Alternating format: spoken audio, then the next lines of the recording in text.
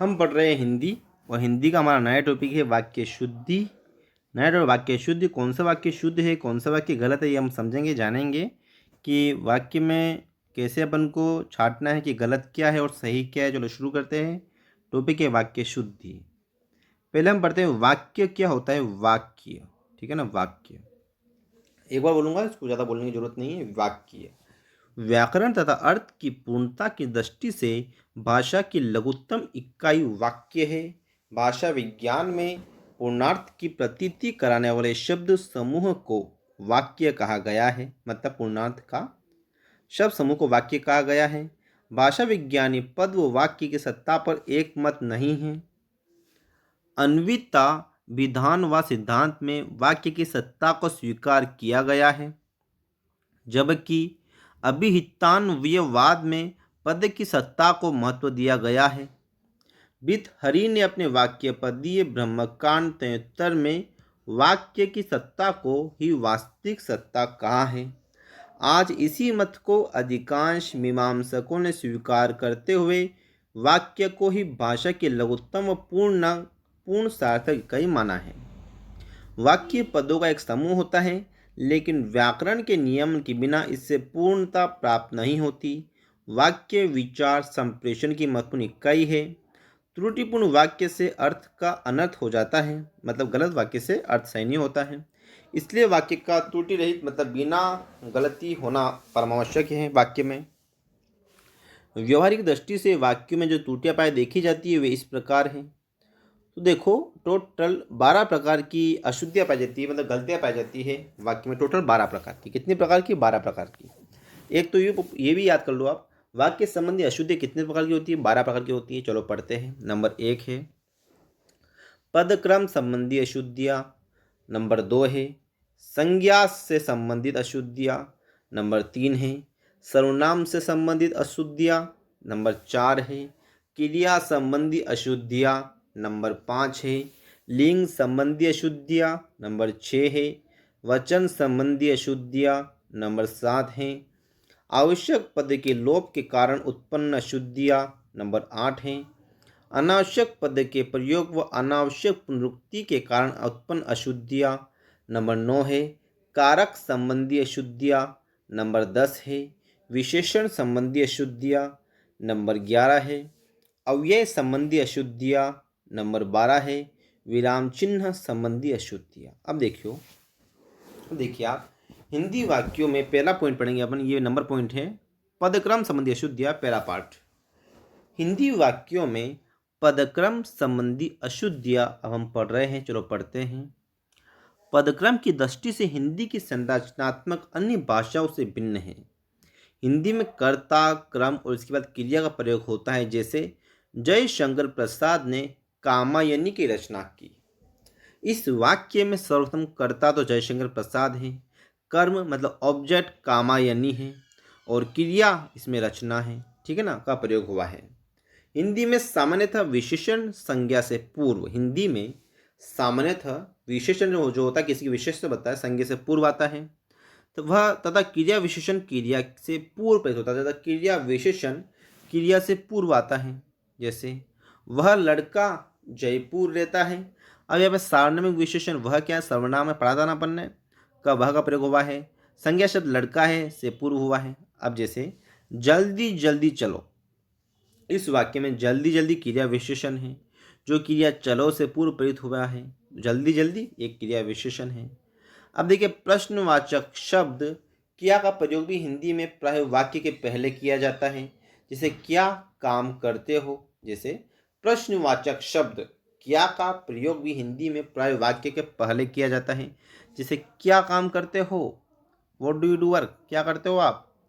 अब देखिए, लेकिन भाषा में पदों की निश्चितता के ये नियम निरपराध नहीं है। किसी पद विशेष पर बल देने के लिए इनके क्रम में भी परिवर्तन हो जाता है। किसी पद विशेष पर बल देने के लिए इनके क्रम में परिवर्तन हो जाता है। जैसे खाना खा लिया क्या। हिंदी में पदक्रम संबंधी साधारण नियम यह भी है कि द्विक्रम क्रियाओं में गौण कर्म पहले और मुख्य कर्म पीछे आता है। गौण कर्म पहले, द्विक्रम दो क्रियाएं जब दो कर्म जब यूज होते हैं तो गौण कर्म पहले और द्वितीय और मुख्य कर्म पीछे आता है। जैसे उसने सीता को पुस्तक दी। अब देखो इसने, ध्यान रख लो आप, उसने तो सब्जेक्ट हो गया, सीता एक कर्म हो गया, पुस्तक द्विकर्म हो गया।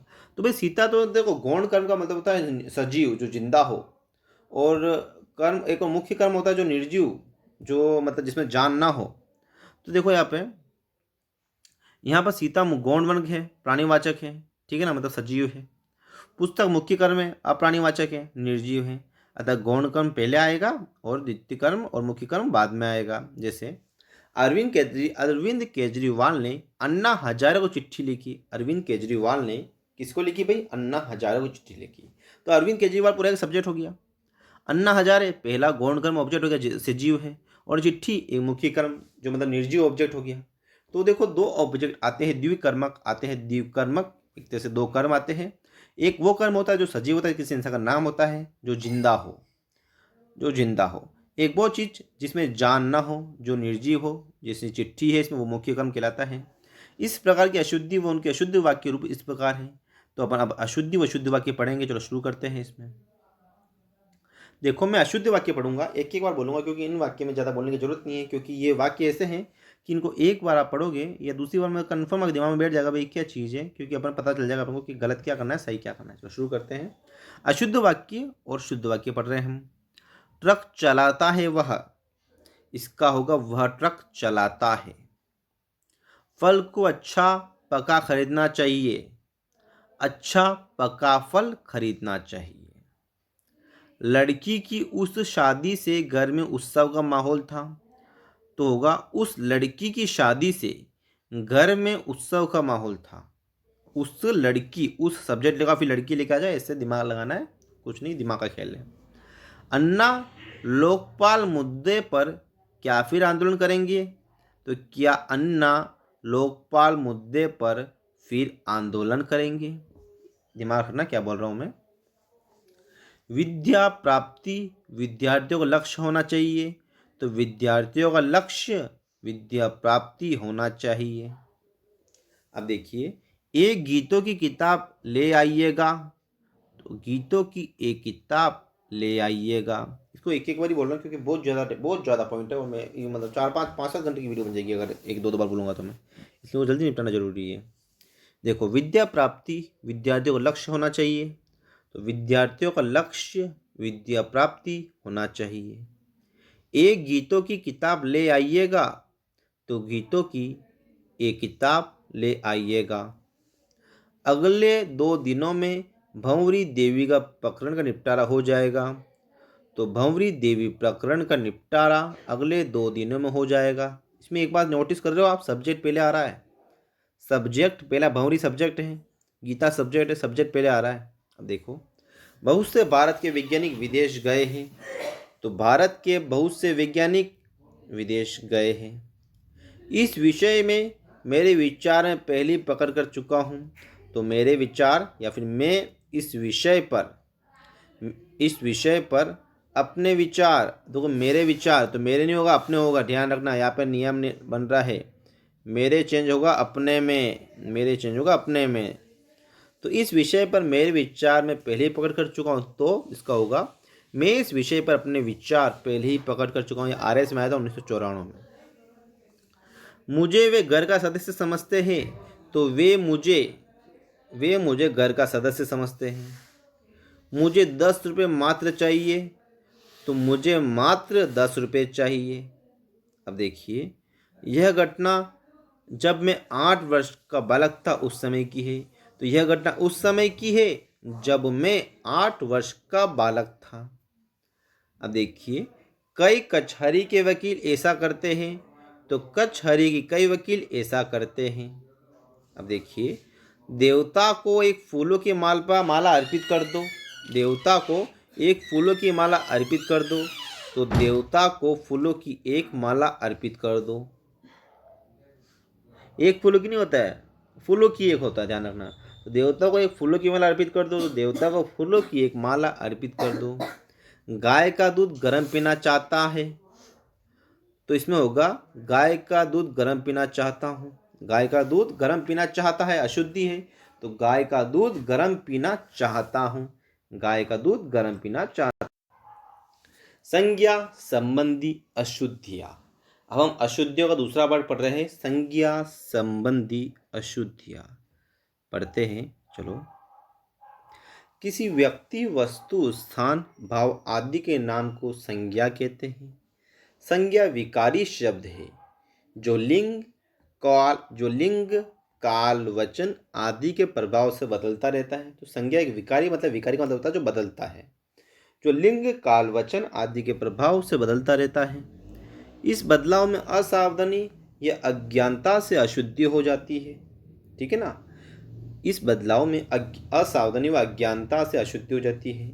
संज्ञा संबंधी अशुद्धियों के निराकरण के लिए निम्न बातों को ध्यान में रखना जरूरी है। मतलब संज्ञा में जो अशुद्धि होती है, संज्ञा संबंधी अशुद्धि, उनको निम्न कारणों से अपन ध्यान रखना चाहिए। हिंदी में संज्ञा के 3 भेद माने जाते हैं, व्यक्तिवाचक संज्ञा, जातिवाचक संज्ञा और भाववाचक संज्ञा। ठीक है, संस्कृत की समूहवाचक और द्रव्यवाचक संज्ञाओं को हिंदी में जातिवाचक संज्ञा में रखा जाता है, जैसे सभा, सेना, चीनी आदि। समझो, संस्कृत की समूहवाचक व द्रव्यवाचक संज्ञाओं को हिंदी में जातिवाचक संज्ञा में रखा जाता है, जैसे सभा, सेना, चीनी आदि। व्यक्ति, देश, दिशा, राष्ट्रीय, जाति, समुद्र, पर्वत, नदी, पहाड़, नगर, चौक, सड़क, पुस्तक, समाचार पत्र, त्योहार, उत्सव, दिन, महीना, ऐतिहासिक युद्ध व घटना आदि के नाम को व्यक्तिवाचक संज्ञा के अंतर्गत माना जाता है, जैसे राम, दिल्ली, प्रशांत महासागर, हिमालय और जनवरी आदि ये जातिवाचक संज्ञा के अंदर आते हैं। अब देखिए, संबंधी, व्यवसाय, पद, कार्य, पशु पक्षी, वस्तु, प्राकृतिक तत्व आदि के नाम जातिवाचक संज्ञा माने जाते हैं, जैसे भाई, कुम्हार, गाय, बकरी, मकान, घड़ी, बिजली, तूफान आदि। ये सब किस में आते हैं भाई? जातिवाचक संज्ञा में आते हैं। जैसे संबंधी, व्यवसाय, पद, कार्य, पशु पक्षी, वस्तु तथा प्राकृतिक तत्व आदि के नाम जातिवाचक संज्ञा में माने जाते हैं, जैसे भाई, कुम्हार, गाय, बकरी, मकान, घड़ी, बिजली, तूफान आदि। ये सब जातिवाचक संज्ञा के अंदर माने जाते हैं। अब देखिए, जिन संज्ञा शब्दों से व्यक्ति या वस्तु के गुण, धर्म, दशा, व्यापार, अवस्था आदि का बोध हो, उन्हें भाववाचक संज्ञा कहते हैं, जैसे बुढ़ापा, बचपन, मिठास, सौंदर्य, सुंदरता, ममत्व, सजावट आदि। जिन संज्ञा शब्दों से व्यक्ति या वस्तु के गुण, धर्म, दशा, व्यापार, अवस्था का बोध हो, वे भाववाचक संज्ञा कहलाती है, जैसे बुढ़ापा, बचपन, मिठास, सौंदर्य, सुंदरता, ममत्व, सजावट आदि। अब देखिए, लिंग कारक वचन संज्ञा के विकारक तत्व जो बदला जा सकता है, अतः वाक्य में इनका ध्यान न रखने से अशुद्धि हो जाती है। लिंग कारक वचन संज्ञा के विकारक तत्व है, अतः वाक्य में इनका ध्यान न रखने से अशुद्धि हो जाती है। अब हम पढ़ेंगे अशुद्ध वाक्य, फिर पढ़ेंगे शुद्ध वाक्य, फिर हम पढ़ेंगे अशुद्धि का कारण। और पहले वाला वाक्य में था, पहले शुद्ध था, फिर देखो, पहले अशुद्ध था, फिर शुद्ध था। उसी तरह से पहले वापस वही है, पहले अशुद्ध है, फिर शुद्ध है, फिर अशुद्धि का कारण पढ़ेंगे। ठीक है ना, तो शुरू करते हैं अपन। ये संज्ञा शब्द का प्रयोग मैं यहाँ तक ले रहा हूँ बस, जिससे दिक्कत नहीं, पूरा अपन पढ़ लेंगे आराम से।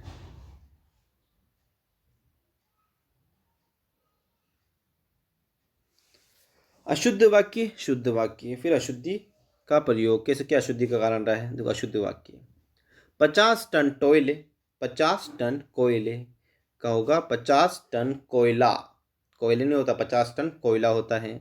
सभी राजे एकत्र हुए, सभी राजा एकत्र हुए, शुद्ध वाक्य है। उसने 5 पेड़ा खाए, उसने 5 पेड़े खाए, पेड़ा नहीं होता, जब उसने खाया बहुवचन तो पेड़े हो जाएगा, तो उसने 5 पेड़े खाए। उसे 2 रोटी दे दो। देखो, सब में गलत संज्ञा शब्द का प्रयोग हुआ है। गलत संज्ञा कैसे? जैसे 50 टन कोयले की जगह कोयला होगा, राजे की जगह राजा होगा, पेड़ा की जगह पेड़े होंगे, है ना। उसे 2 रोटी दे दो, उसे 2 रोटियां दे दो। तो ये क्या होगा? संज्ञा, एक तरह से गलत संज्ञा का प्रयोग हुआ है। प्रत्येक व्यक्ति को इसमें, तो प्रत्येक व्यक्ति को इसमें, देखो प्रत्येक व्यक्ति को इसमें नहीं होगा, व्यक्तियों के लाने की जरूरत नहीं, प्रत्येक व्यक्ति को इसमें नहीं होगा, प्रत्येक व्यक्ति को इसमें होगा। भाग लेना चाहिए, इसमें होगा भाग लेना चाहिए।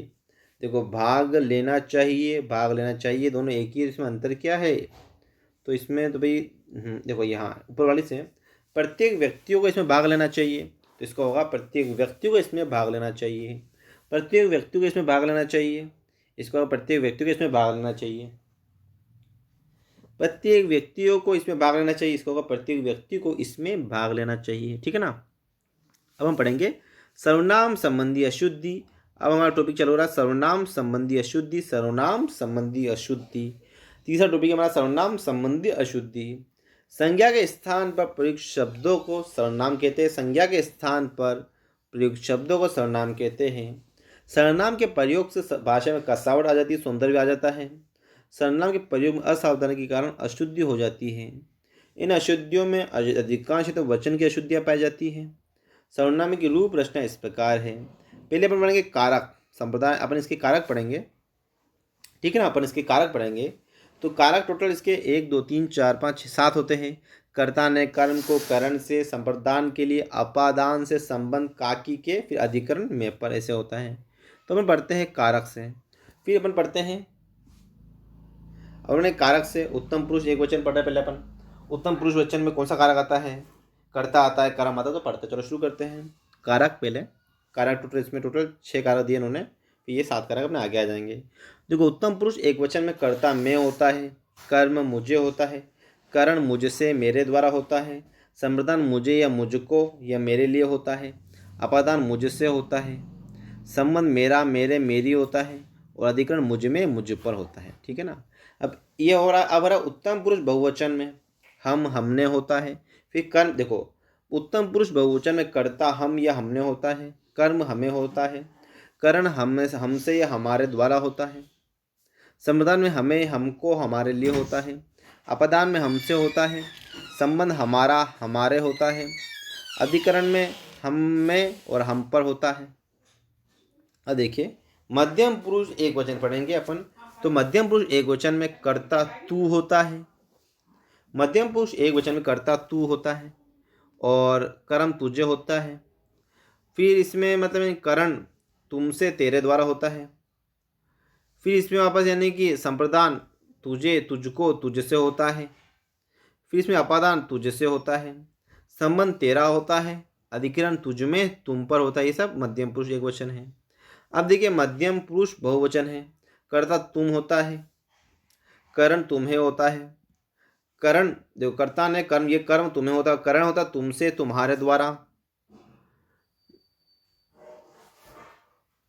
संप्रदान के लिए तुम्हें तुमको होता है, अपादान से तुमसे होता है। देखो इसमें कन्फ्यूज हो गया मैं, संप्रदान अपादान, संबंध उसका होता है और अधिकरण उस पे मैं पर होता है। अन्य पुरुष एक वचन, ये इसको ज़्यादा पढ़ने की जरूरत नहीं, कन्फ्यूजन में कैरेक्टर है, अपन आगे इसमें से पढ़ेंगे। देखो इनके अतिरिक्त सर्वनाम शब्दों के लिए समीपवर्ती संकेत सूचक शब्द के रूप में, प्रश्नवाचक शब्द के रूप में कौन, और अनिश्चयवाचक भाई के लिए कोई, तथा नीचवाचक तथा आदरवाचक सर्वनाम के रूप में आप शब्द का प्रयोग किया जाता है। इन सर्वनाम के प्रयोग से प्राय जो अशुद्धियाँ दृष्टिगोचर होती है, उनके कुछ उदाहरण इस प्रकार है, समझिए वापस। इनके अतिरिक्त सर्वनाम शब्दों के लिए समीपवर्ती संकेत सूचक शब्द के रूप में यह प्रश्नवाचक शब्द के रूप में, और कौन अनिश्चयवाचक भाव की, देखो प्रश्नवाचक शब्द के रूप में होता है यह, प्रश्नवाचक शब्द के रूप में कौन, अनिश्चयवाचक भाव के लिए कोई, और नीचवाचक के लिए होता है आप। सर्वनाम यूज होता है, प्रयोग में होता है, तो पढ़ते हैं अपन। सब में गलत सर्वनाम होगा तो अशुद्धि पढ़ने की जरूरत नहीं है, अपन पढ़ते हैं ये अशुद्ध व शुद्ध वाक्य पढ़ते हैं। वह इधर उधर की बात करते हैं, वह तो इधर उधर की बात करते हैं, करता होता तो हो जाता, भाई करते हैं बहुवचन हो गया, तो वे इधर उधर की बात करते हैं।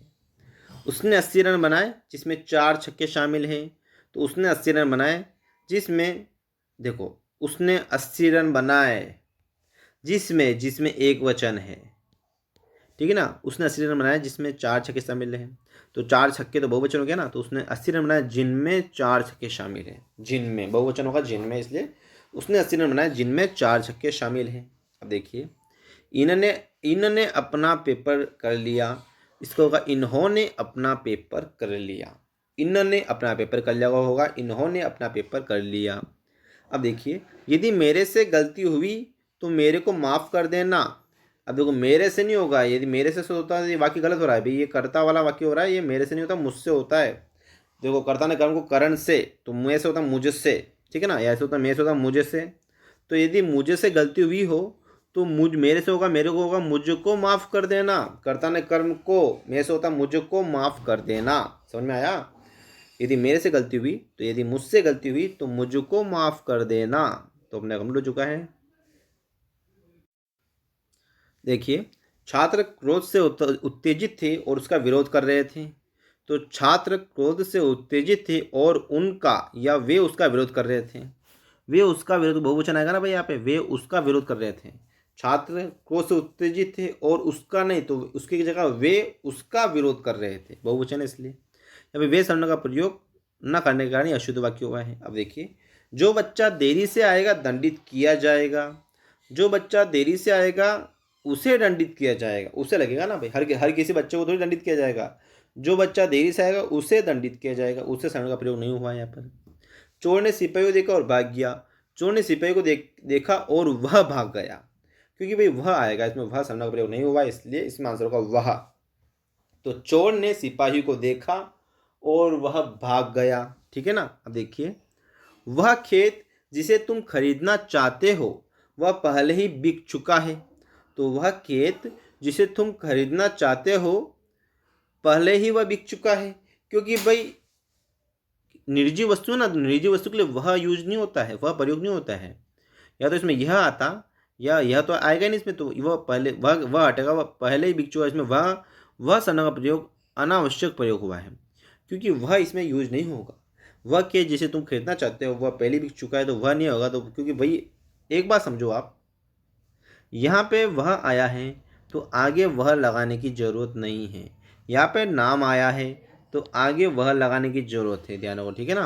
अब देखियो, दूध में कौन पड़ गया, कौन थोड़ी आएगा, दूध में क्या पड़ गया। अब नहीं कहते दूध में चिपकली पड़ गई, तो दूध में कौन नहीं, देखिए इंसान पड़ रहा है क्या, दूध में क्या पड़ गया होगा। अब देखो, वे उन्हीं से बातें करने लगे, उन्हीं से नहीं, वे उनसे बातें करने लगे। गलत संगम, उन्हीं नहीं होता, उन्हीं से नहीं होता, उनसे, क्योंकि अपन पढ़ा था, ये जब हम पढ़ता ना यानी कि वह, तो वह होता उनसे, कर्ता ने कर्म को करण से, तो उनसे होता है। वे उनसे बातें करने लगे। अब देखो, आपकी मर्जी हो जो करो, हमको क्या। आपकी मर्जी हो जो करो, हमें क्या। हमको क्या नहीं होता, हमें क्या, मतलब हमें क्या लेन देना, आपकी आपकी मर्जी हो जो करो ना, हमें क्या मतलब। तो आपकी मर्जी हो जो करो, हमें क्या। वह कहा कि मैंने यह चिट्ठी लिखी, देखो 12 है। वह कहा कि मैंने ही चिट्ठी लिखी, तो उसने कहा कि मैंने ही चिट्ठी लिखी है। वह कहा नहीं होता, वह का होता उसने कहा कि मैंने ही यह चिट्ठी लिखी है, उसने कहा, ठीक है ना। अब देखो, एक बात समझ लो आप, ये जैसे तेरे मेरे आ गया तो समझ लो, एक बार दिमाग में बैठ लो, सर्वनाम है, नाम आ गया तो संज्ञा है, ये वाक्य सर्वनाम हो गया, ध्यान रखना, ठीक है। अब देखो, लिखी है तो ये हो जाएगा लिखी है, कोई चेंज ही नहीं इसमें, तो वही को वही होगा, लिखी है, लिखी है, कोई गलती नहीं इसमें। अब देखिए, मुझको एक पुस्तक चाहिए, मुझको क्या होगा भाई, मुझे एक पुस्तक चाहिए भाई, please give me a book. तो इसका होगा मुझे एक पुस्तक। ज़्यादा डिफिकल्ट आवे तो इंग्लिश में ट्रांसलेट करके देख लो, इंग्लिश का तो हमेशा सही निकलता है। मुझको एक पुस्तक चाहिए, तो मुझे एक पुस्तक चाहिए। अब देखिए, अध्यापकों ने छात्रों से पूछा और पढ़ाने लगे। तो अध्यापकों ने छात्रों से पूछा और उन्हें पढ़ाने लगे, कि बच्चों ये तो नहीं पढ़ाने लगे, हर किसी को पढ़ाने लगे, उन्हें पढ़ाने लगे। तो अध्यापक ने छात्रों से पूछा और उन्हें पढ़ाने लगे। अब देखिए, तेरे को गाना नहीं आता, तो इसमें आएगा तेरे को नहीं आता, क्योंकि तेरे तो क्या भाई एक तरह का गुंडी लैंग्वेज हो गई, शानदार वाली, मतलब यानी कि ओछी लैंग्वेज हो गई तेरे को। इसमें तुझको गाना नहीं आता, तुझको गाना नहीं आता, क्योंकि अब तेरे सर्वनाम प्रयोग के कारण यहाँ पे मतलब यानी कि अशुद्ध हुआ है। तेरे को गाना नहीं आता की जगह आएगा तुझको गाना नहीं आता क्या, अरे भाई तुझको गाना नहीं आता, तो इसमें आएगा तुझको गाना नहीं आता, सही होगा, शुद्ध वाक्य है। अब देखिए, अपन पढ़ेंगे क्रिया संबंधी अशुद्धि। क्रिया मतलब होता है वर्ब।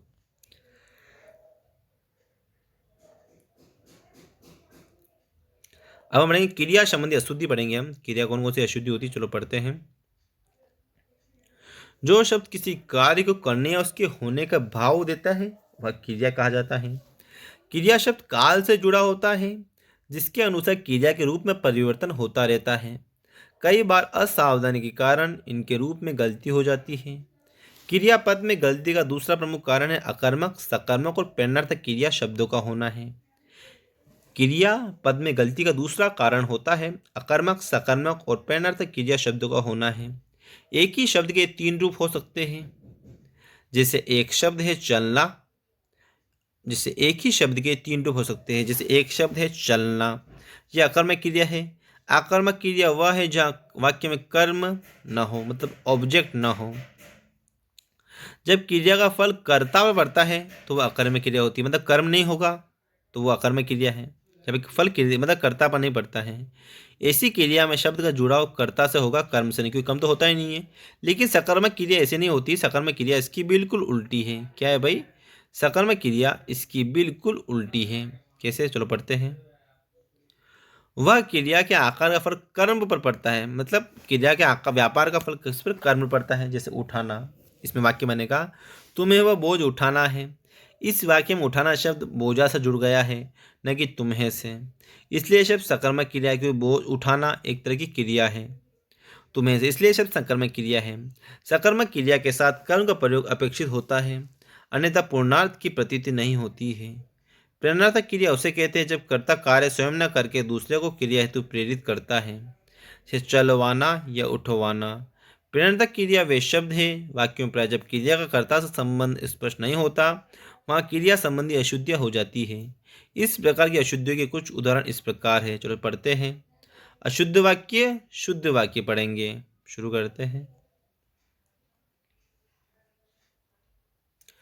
अशुद्ध फिर शुद्ध। गुरुजनों की आज्ञा माननी चाहिए, तो इसका शुद्ध होगा गुरुजनों की आज्ञा का पालना करना चाहिए।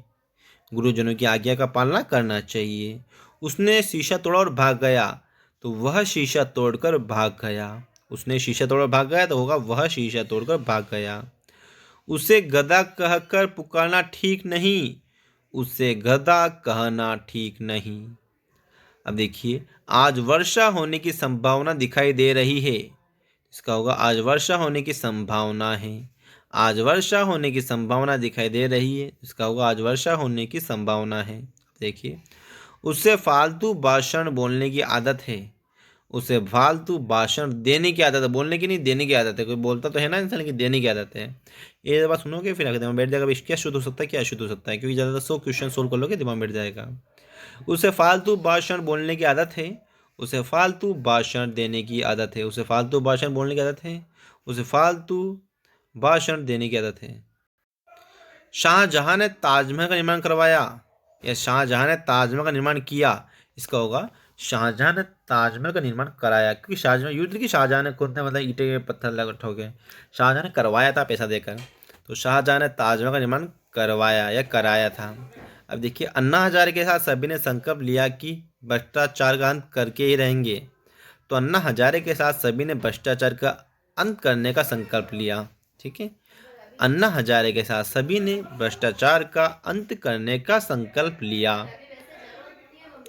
अब देखेंगे हम लिंग संबंधी अशुद्धियाँ, मतलब स्त्रीलिंग पुल्लिंग लिंग पढ़ेंगे कि कौन सा पुरुष जाति है, कौन सी स्त्री जाति है। बहुत मजेदार क्वेश्चन, इसको दो बार बोलूंगा मैं क्योंकि ये बहुत ज़्यादा डिफिकल्ट है। अपवाद तो और ज़्यादा बोलेंगे। अब सुनते हैं लिंग संबंधी अशुद्धियाँ। संज्ञाओं के जिस रूप में संज्ञाओं के जिस रूप से उसकी पुरुष जाति या स्त्री जाति का पता चल जाए वह लिंग कहला जाता है। जब मतलब पता चल जाए वो पुरुष है या स्त्री है तो वह लिंग कहा जाता है। वाक्य संरचना में जब कर्ता का लिंग स्पष्ट न हो तो अशुद्धि होने की संभावना रहती है। जब पता नहीं चल रहा वो लिंग क्या है, कर्ता स्त्री है या पुरुष है, किस मामले में है, तो उसकी वह स्पष्ट न हो तो अशुद्धि होने की संभावना रहती है। लिंग संबंधी अशुद्धियों से बचने के लिए निम्न बातों को ध्यान देना आवश्यक है। जैसे अब ये कुछ प्रयोग है, कुछ वाक्य है, कुछ शब्द है जिनका प्रयोग सिर्फ पुल्लिंग में ही होता है। वो जब आ जाएंगे तो अपन को हमेशा पुल्लिंग ही पढ़ना है, स्त्रीलिंग कभी नहीं आएगा।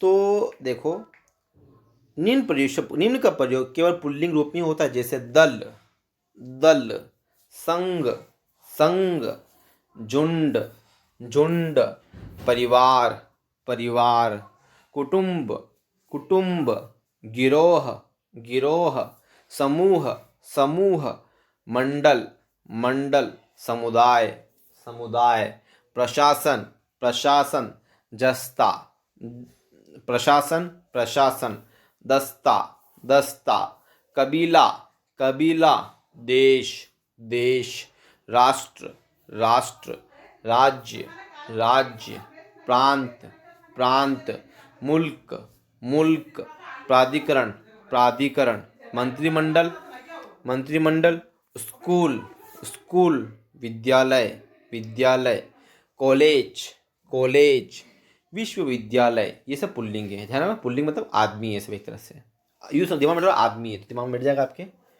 विश्वविद्यालय, विश्वविद्यालय, तंबाकू, तंबाकू, तराजू, तराजू, तलाक, तलाक, ताल, ताल, नेत्र, नेत्र, पतंग, पतंग, केंचुआ, केंचुआ, तीतर, तीतर, पक्षी, पक्षी, गरुड़, गरुड़, बाज, बाज, खग, खग, विहग, विहग, कछुआ, कछुआ, मगरमच्छ, मगरमच्छ, खरगोश, खरगोश, गेंडा, गेंडा, चीता, चीता, मच्छर, मच्छर, खटमल, खटमल, बिच्छू, बिच्छू, रीछ, रीछ, जुगनू, जुगनू, गिरगिट, गिरगिट, नीलकंठ, नीलकंठ, चमगादड़, चमगादड़, गिद्ध, गिद्ध, उल्लू, उल्लू,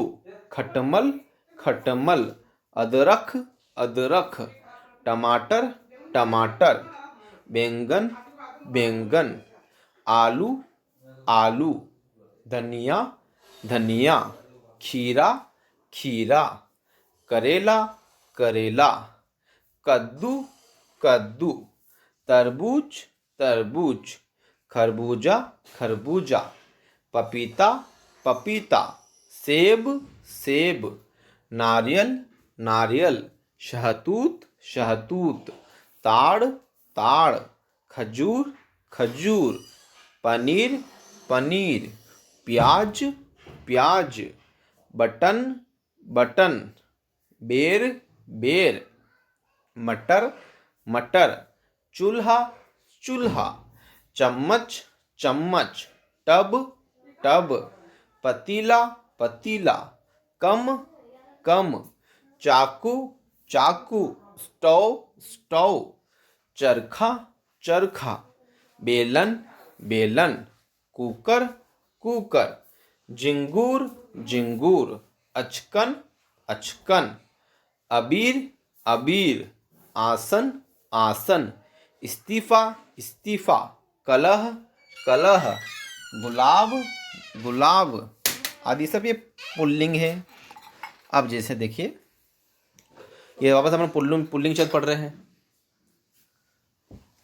अब हम वापस पुल्लिंग शब्द पढ़ रहे हैं, जैसे पर्वतों, समयों, हिंदी महीनों, दिनों, देशों, जलस्थल, विभागों, ग्रहों, नक्षत्रों एवं भारी वस्तुओं के नाम पुल्लिंग में ही प्रयुक्त होते हैं, जैसे सतपुड़ा, चैत्र, मंगलवार, भारत पाक, जलडम मरुद्य, कार्मिक विभाग, शनि, शनि, स्वाति नक्षत्र, लट्ठा आदि। समझो वापस, पर्वतों, समयों, हिंदी महीनों, दिनों, देशों, जलस्थल, विभागों, ग्रहों, नक्षत्रों एवं भारी वस्तुओं के नाम पुल्लिंग मतलब एक तरह से आदमी में यूज होते हैं, जैसे सतपुड़ा, चैत्र, मंगलवार, भारत पाक, जलडम मरुद्य, कार्मिक विभाग, शनि, स्वाति नक्षत्र, लट्ठा आदि।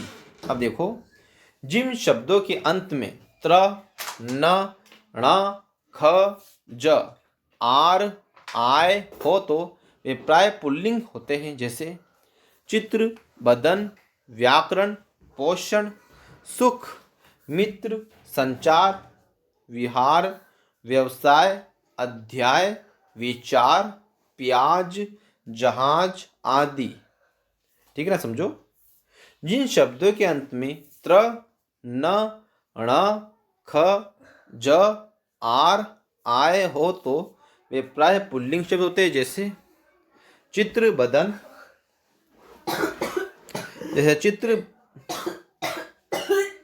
जैसे चित्र, बदन, व्याकरण, पोषण, सुख, मित्र, संचार, व्यवहार, व्यवसाय, अध्याय, विचार, प्याज, जहाज आदि, ये सब पुल्लिंग है। ठीक है ना। अब देखते हो अपन इसके अपवाद। इसके अपवाद है, इसके अपवाद पढ़ रहे हैं हम। जैसे खोज, ये सब एक तरह से स्त्रीलिंग होगा।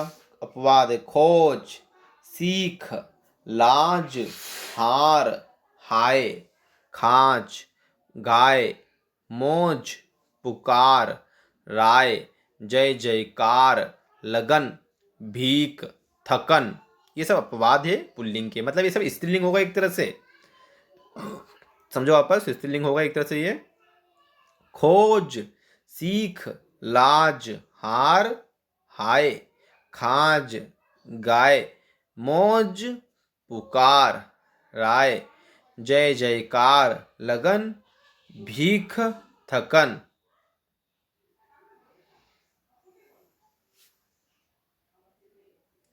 अब देखिए, रत्न, धातु व द्रव्य के नाम प्राय पुल्लिंग होते हैं। जैसे हीरा, पुखराज, नीलम, मूंगा, जवाहर, सोना, पीतल, दूध, शरबत आदि, ये सब क्या होते हैं? पुल्लिंग होते हैं। जैसे रत्न, धातु व द्रव्य के नाम प्राय पुल्लिंग होते हैं। जैसे हीरा, पुखराज, नीलम, मूंगा, जवाहर, सोना, पीतल, दूध, शरबत आदि, ये सब पुल्लिंग होते हैं। इसके अपवाद होंगे, मतलब अपवाद मतलब ये सब स्त्रीलिंग होंगे। अब जैसे चांदी स्त्रीलिंग है।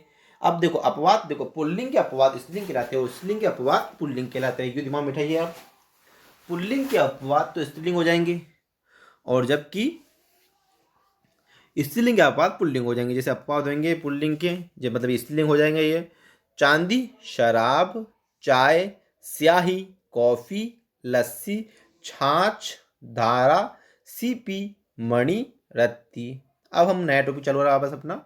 निम्न शब्दों का प्रयोग केवल स्त्रीलिंग में होता है, मतलब औरतों के लिए होता है ये सब। मतलब ये एक तरह से औरतें होती है, मतलब ये सब स्त्रीलिंग होता है। मतलब इसमें स्त्रियों का बोध होता है, हल्का सा स्त्रियों का गुण होता है इनमें, इन वर्डों में। अब देखिए, दीमक, चील, जूं, मछली, गिलहरी, तितली, कोयल, मकड़ी, छिपकली, चींटी, भिंडी, मूली, गाजर, इमली, जौंक, बटेर, मक्खी आदि सभी स्त्रीलिंग होता है। जैसे दीमक, चील, जूं, मछली, गिलहरी, तितली, कोयल, मकड़ी, छिपकली, चींटी, भिंडी, मूली, गाजर, इमली, जौंक, बटेर, मक्खी, ये सब क्या होता है? स्त्रीलिंग होता है। जैसे पढ़ो वापस। भाषा और बोलियों के नाम, जैसे हिंदी, उर्दू, मराठी आदि सब क्या है? मतलब यानी कि स्त्रीलिंग है। मतलब जैसे भाषा बोलियों के नाम, जैसे हिंदी,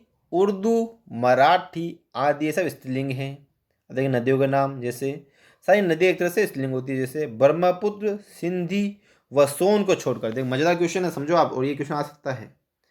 सारी नदियाँ, टोटल नदियाँ, जितनी नदियाँ है टोटल नदियाँ स्त्रीलिंग होगी, तो सारी नदियाँ। लेकिन ब्रह्मपुत्र, सिंधु व सोन नदी, ये तीनों कभी स्त्रीलिंग नहीं हो सकती है, ये तीनों पुल्लिंग है। समझे?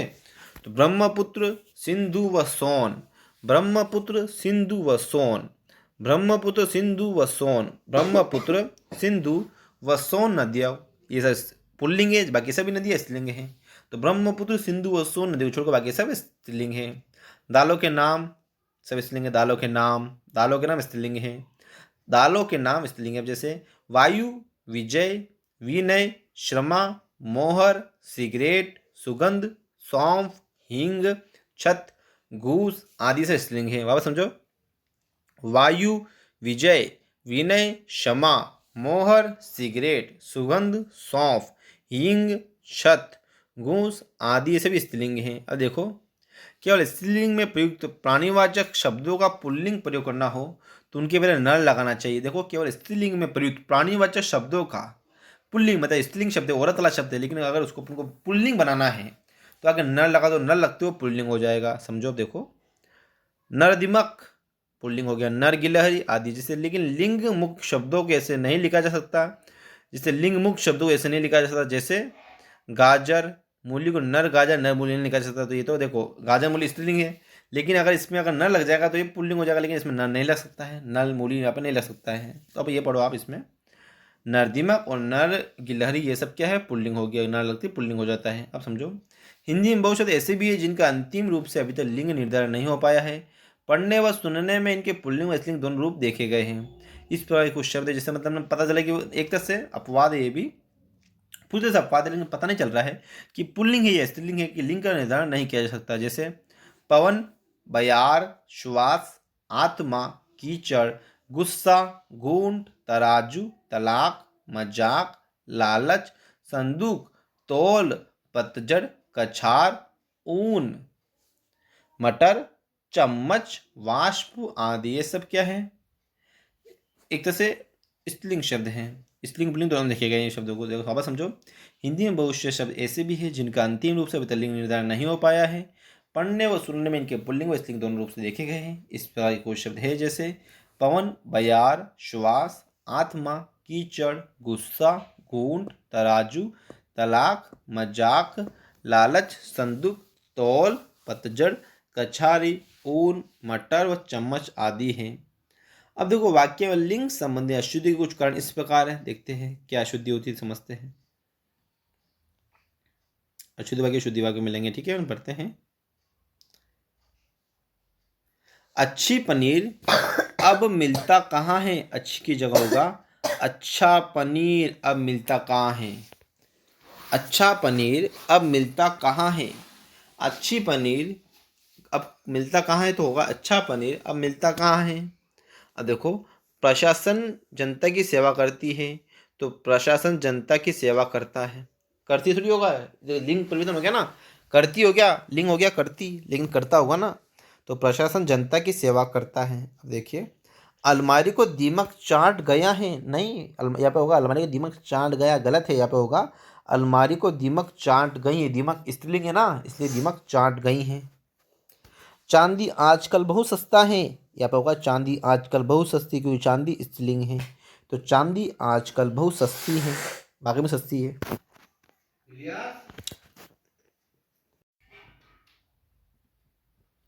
अभी उसने हिंदी की व्याकरण नहीं पढ़ी है, तो उसका होगा अभी उसने हिंदी की व्याकरण नहीं पढ़ा है, अभी उसने हिंदी का व्याकरण नहीं पढ़ा है। और नहीं पढ़ी है उसने अभी हिंदी का, क्योंकि देखो उसने आदमी है तो इसमें भी पढ़ा होगा, तो उसने अभी या फिर अभी उसने हिंदी की व्याकरण नहीं पढ़ा है। अब देखो, अरावली विश्व की सबसे प्राचीन पर्वत है, तो अरावली विश्व का सबसे प्राचीन पर्वत है, क्योंकि अरावली तो एक वचन है ना, पुल्लिंग है, तो अरावली विश्व का सबसे प्राचीन पर्वत है। अब देखिए, राष्ट्रपति ने उसकी इस्तीफ़ा मंजूर कर ली, तो राष्ट्रपति ने उसका इस्तीफ़ा मंजूर कर लिया, क्योंकि उसकी नहीं आएगा ना। अब देखो, उसकी इस्तीफ़ा कभी नहीं होता ना, उसकी नहीं होता ना, राष्ट्रपति ने उसका इस्तीफ़ा मंजूर कर लिया। अब देखिए, गांव में कन्या विद्यालय खोली, गांव में एक कन्या विद्यालय खोला या खुला, दोनों बातें हो सकती है। गांव में कन्या विद्यालय खोला या खुला भी हो सकता है। अब देश को देखो, देश का ख्याति नौजवानों के हाथ में है, देश का ख्याति नौजवानों के हाथ में, इसका होगा देश की ख्याति नौजवानों के हाथों में है, देश की ख्याति नौजवानों के हाथों में है। देखो, देश का ख्याति ये नौजवानों के हाथ में गलत होगा, देश की ख्याति नौजवानों के हाथों में है। अब देखिए, शीशा टूट कर गिर पड़ी, इसका होगा शीशा टूट कर गिर पड़ा। देखिए, शीशा टूट कर गिर पड़ी, इसका होगा शीशा टूट कर गिर पड़ा। शीशा टूट कर गिर पड़ी, इसका होगा शीशा टूट कर गिर पड़ा। अब देखो, अब हम पढ़ेंगे वचन संबंधी अशुद्धियाँ, नया पाठ चालू रहा इसका वापस, वचन संबंधी अशुद्धियों को। अब हम पढ़ते हैं वचन संबंधी अशुद्धियाँ, वचन, एक वचन बहु, अब देखो एक वचन बहुवचन ये होता है वचन, वचन संबंधी अशुद्धियाँ। वचन का शाब्दिक अर्थ होता संख्या, वचन का शाब्दिक अर्थ होता संख्या। संज्ञा सर्वनाम क्रिया और विशेषण के जिस रूप से संख्या का बोध हो वह वचन कहलाता है। मतलब संज्ञा सर्वनाम क्रिया और विशेषण के जिस रूप से संख्या का बोध होता है उसे वचन कहा जाता है। वाक्य में वचन संबंधी अशुद्धियों से बचने के लिए निम्न तथ्यों पर ध्यान देना जरूरी, जैसे कुछ शब्द हमेशा बहुवचन में प्रयुक्त होते हैं, जैसे हस्ताक्षर, प्राण, दर्शन, आंसू, होश, लोग, ओंठ, दाम, बाल, रोंगटे, रोम, नेत्र। जैसे कुछ शब्द हमेशा बहुवचन में ही प्रयुक्त होते हैं, जैसे हस्ताक्षर, प्राण, दर्शन, आंसू, होश, लोग, ओंठ, दाम, अक्षत, बाल, रोंगटे, रोम, नेत्र आदि।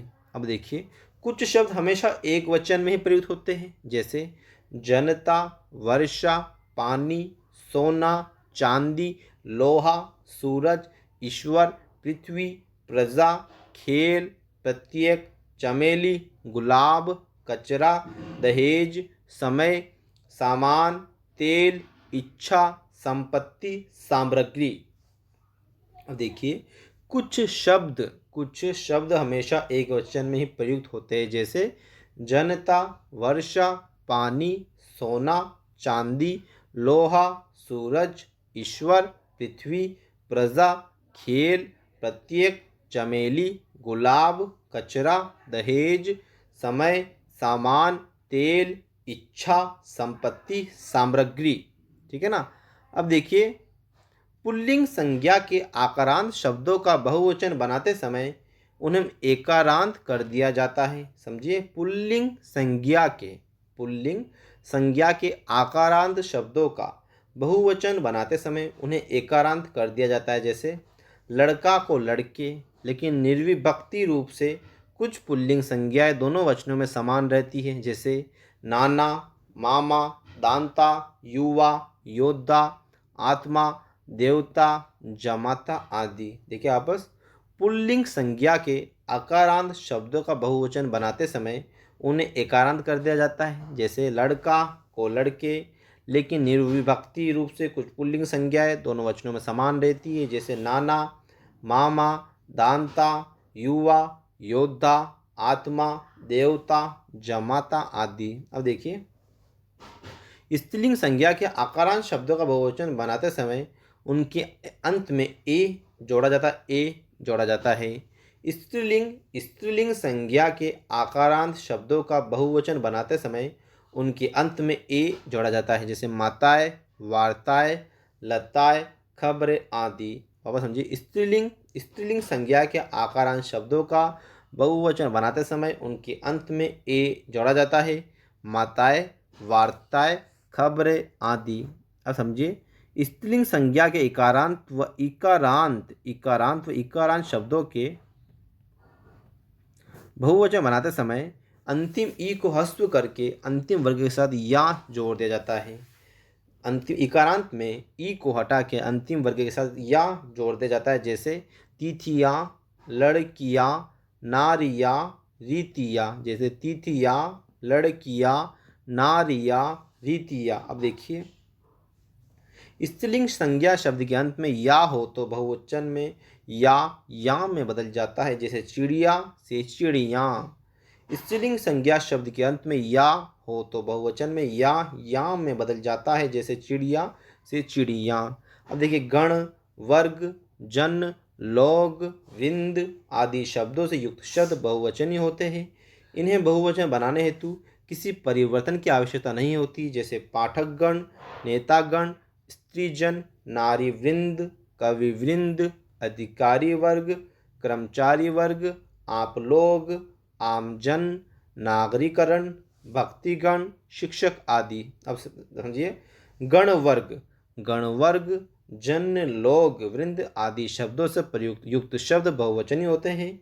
इन्हें बहुवचन बनाने हेतु किसी परिवर्तन की आवश्यकता नहीं होती, जैसे पाठकगण, नेतागण, स्त्रीजन, नारी वृंद, कवि वृंद, अधिकारी वर्ग, कर्मचारी वर्ग, आप लोग, आमजन, नागरिकगण, भक्तिगण, शिक्षक वर्ग आदि। अब देखिए, सभी भक्ति रूप में अर्थात जहाँ शब्द के साथ विभक्ति भी हो वहाँ अ, आ, ए के स्थान पर ओ, तो इक्रांत के अंदर यो जोड़ने से पूर्व ई को ई में बदलना होता है। जैसे समझिए वापस, सविभक्ति के रूप में अर्थात जहाँ शब्द के साथ विभक्ति भी हो वहाँ अ, आ, ए के स्थान पर ओ, तो इकारांत के अंत में यो जोड़ने से पूर्व ई को ई में बदलना होता है। जैसे लड़कों ने मेज़ देखा, लड़कों ई को में बदलना होता है, लड़कों ने मेज़ देखा। 5 ये जब हम सोल्व करेंगे मजा आएगा कि क्या है अश्वति क्या सही करेंगे। 500 नए आवासों का निर्माण होगा, गलियों में नालियाँ बंद पड़ी है, नदियों का जल प्रदूषित हो रहा है, क्योंकि अब यो जोड़ रहा है, देखो नदियों का जल प्रदूषित हो रहा है। वाक्य रचना में वचन संबंधी अशुद्धियों के कुछ उदाहरण इस प्रकार। अब हम सोल्व करते हैं जो खास पॉइंट शुरू करते हैं। अशुद्ध वाक्य फिर शुद्ध वाक्य पढ़ेंगे। मैंने हस्ताक्षर कर दिया, तो मैंने हस्ताक्षर कर दिए, इसका होगा मैंने हस्ताक्षर कर दिए। उस दृश्य को याद करते ही आंखों से आंसू निकल पड़ा, इसका उस दृश्य को याद करते ही उस दृश्य को याद करते ही मेरी आंखों से आंसू निकल पड़ा। आंसू नहीं पड़ा, नहीं पड़ा होगा तो, क्योंकि आंसू एक बहुवचन है। तो उस दृश्य को याद करते ही मेरी आंखों से आंसू निकल पड़े। ठीक है, अब देखिए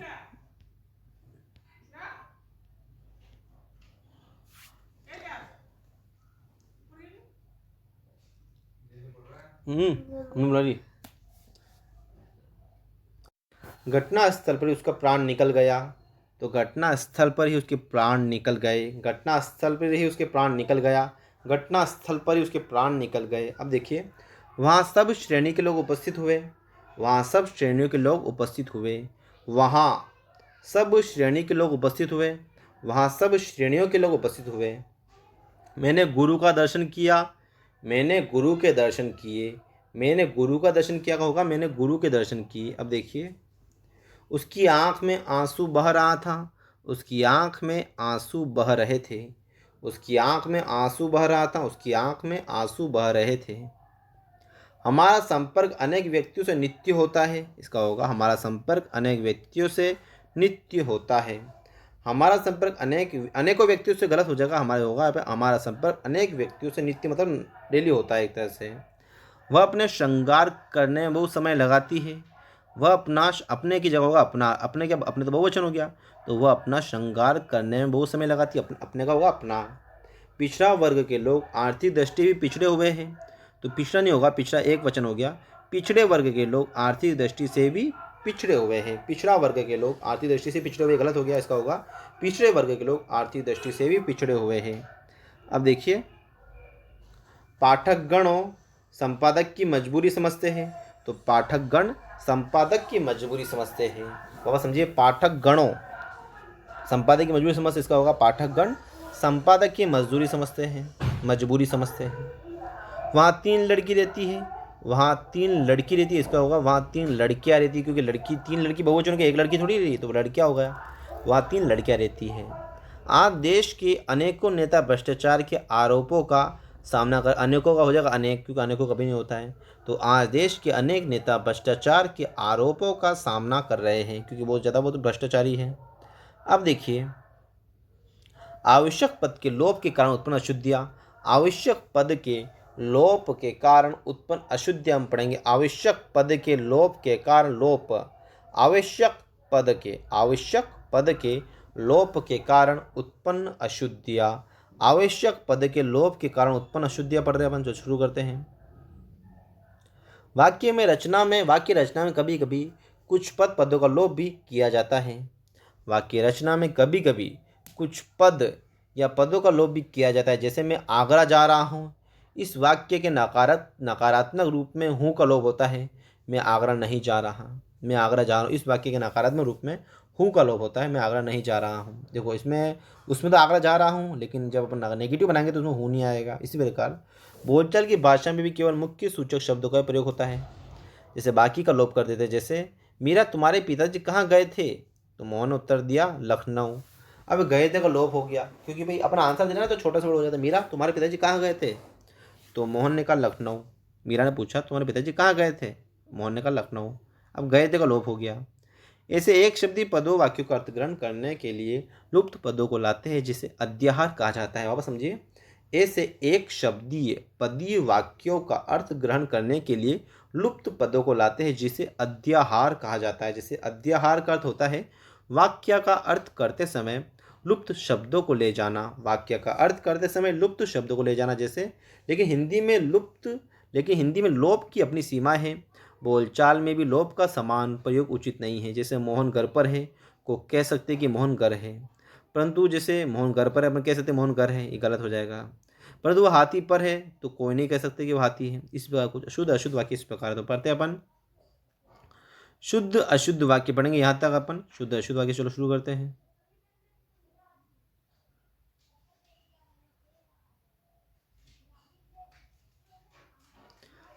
अशुद्ध वाक्य शुद्ध वाक्य पढ़ते हैं। बंदूक एक उपयोगी अस्त्र है, तो बंदूक एक अस्त्र, अस्त्र का मतलब होता है फेंकने वाला यंत्र, ठीक है। और बंदूक तो शस्त्र है ना। अस्त्र का मतलब होता है हाथ से यूँ चलाने वाला, और बंदूक तो गोली चलती है, तो वो हो गया शस्त्र हो गया। तो बंदूक एक उपयोगी शस्त्र है, अस्त्र नहीं, बंदूक एक शस्त्र होता है, तो बंदूक एक उपयोगी शस्त्र है। उसे गीत की दो चार आती है, तो उसे गीत की दो चार कड़ियाँ आती है। दो चार क्या आती है गीत की, गालियाँ आती है क्या, तो उसे गीत की दो चार कड़ियाँ आती है। अब देखिए, कृष्णा पूनिया को भारत सरकार ने पद्मश्री दिया। कृष्णा पूनिया को भारत सरकार ने पद्मश्री दिया, तो कृष्णा पूनिया को भारत सरकार ने पद्मश्री से सम्मानित किया। कृष्णा पूनिया को भारत सरकार ने पद्मश्री से सम्मानित किया। सब क्वेश्चन आ रहा है। कृष्णा पूनिया को भारत सरकार ने पद्मश्री दिया, इसका होगा कृष्णा पूनिया को भारत सरकार ने पद्मश्री से सम्मानित किया। अब आएगा, उन्होंने मुझे आशीर्वाद दिया, इसका होगा उन्होंने मुझे आशीर्वाद प्रदान किया। देखो क्वेश्चन, उन्होंने मुझे आशीर्वाद दिया, उन्होंने मुझे आशीर्वाद दिया, इसका होगा उन्होंने मुझे आशीर्वाद प्रदान किया। अब आ रहा है, साहित्य मेले में शेक्सपियर की धूम रही। साहित्य मेले में शेक्सपियर के नाटकों की धूम रही। क्या नाम, इसमें एक तरह से क्या करते हैं, लेकिन हमको आंसर मिलने देना है इसमें। तो साहित्य मेले में शेक्सपियर की धूम रही, इसका होगा साहित्य मेले में शेक्सपियर के नाटकों की धूम रही। साहित्य मेले में शेक्सपियर के नाटकों की धूम रही। साहित्य मेले में शेक्सपियर के नाटकों की धूम रही, ठीक है ना।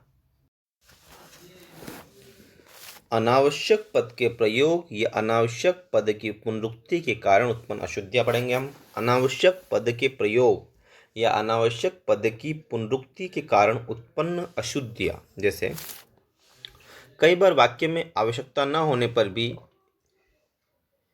किस पद का उपयोग हो, या अज्ञानता के कारण किसी पद की आवश्यकता न होने पर भी पुनरुक्ति हो, तो वाक्य में अशुद्धि हो जाती है। अशुद्ध वाक्य जैसे कृपया 3 दिन का अवकाश स्वीकृत करने की कृपा करें। अब शुद्ध वाक्य होगा इसका, कृपया 3 दिन का अवकाश स्वीकृत करें, ठीक है ना। शुद्ध वाक्य होगा कृपया 3 दिन का अवकाश स्वीकृत करें, होगा कृपया 3 दिन का अवकाश स्वीकृत करें। अब देखिए, अशुद्ध है कृपया 3 दिन का अवकाश स्वीकृत करने की कृपा करें। शुद्ध वाक्य होगा कृपया 3 दिन का अवकाश स्वीकृत करें। अब देखो, 3 दिन का अवकाश स्वीकृत करने की कृपा करें। अब देखो, अशुद्ध वाक्य पढ़ रहे हैं, मोहन के हाथों से पत्र भिजवा देना।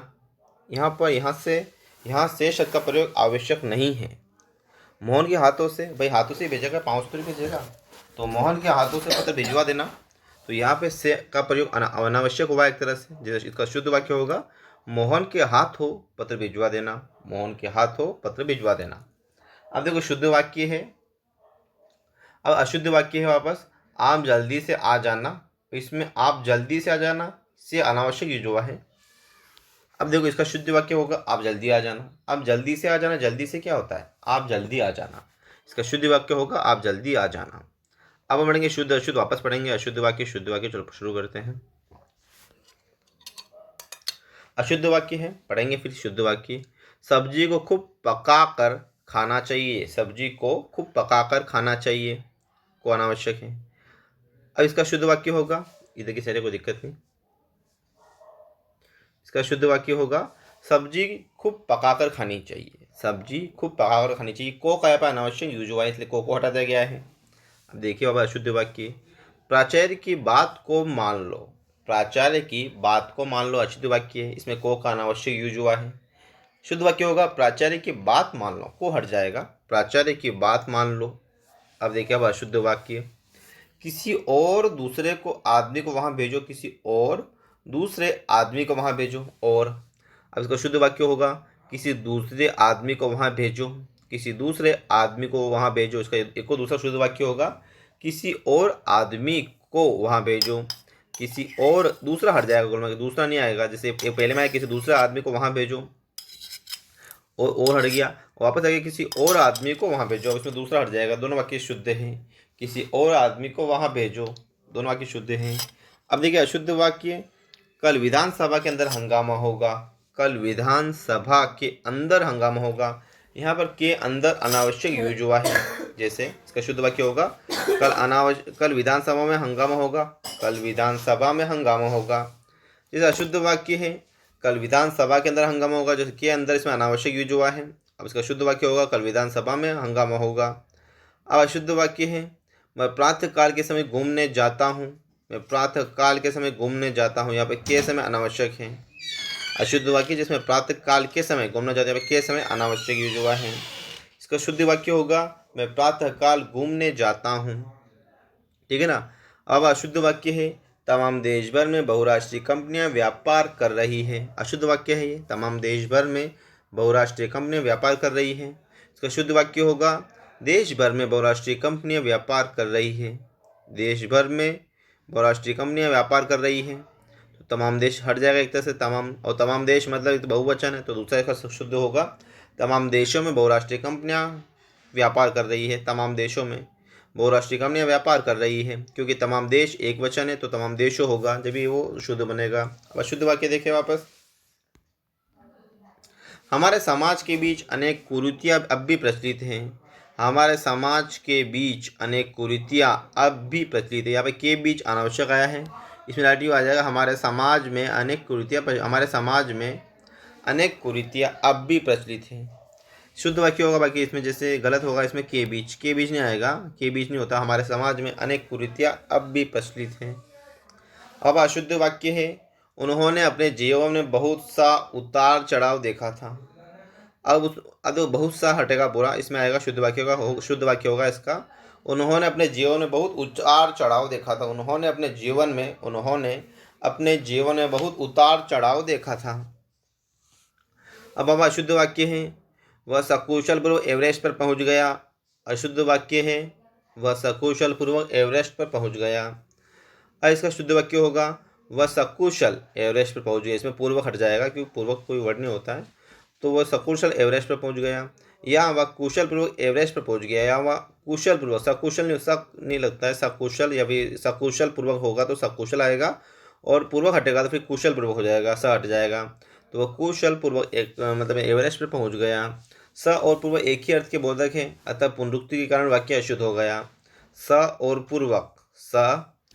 पूर्वक एक ही अर्थ के बोधक है, अतः पुनरुक्ति के कारण वाक्य अशुद्ध हो गया। अब देखिए अशुद्ध वाक्य, रविवार के दिन प्रवासी भारतीयों का सम्मेलन आयोजित किया जा रहा है। रविवार के दिन प्रवासी भारतीयों का सम्मेलन आयोजित किया जा रहा है, सही होगा इसका। प्रवासी भारतीयों का सम्मेलन रविवार को आयोजित किया जा रहा है। प्रवासी भारतीयों का सम्मेलन रविवार को आयोजित किया जा रहा है।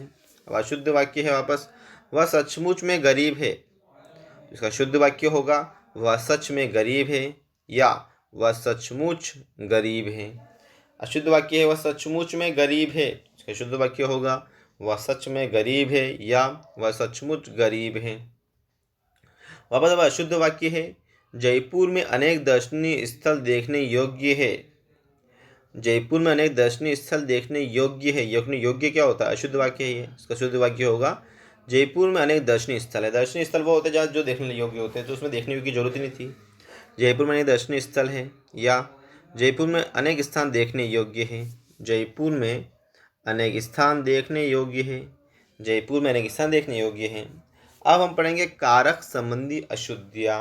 अब हमारा टॉपिक चालू हो रहा है कारक संबंधी अशुद्धियाँ। अब हम पढ़ेंगे कारक संबंधी अशुद्धियाँ।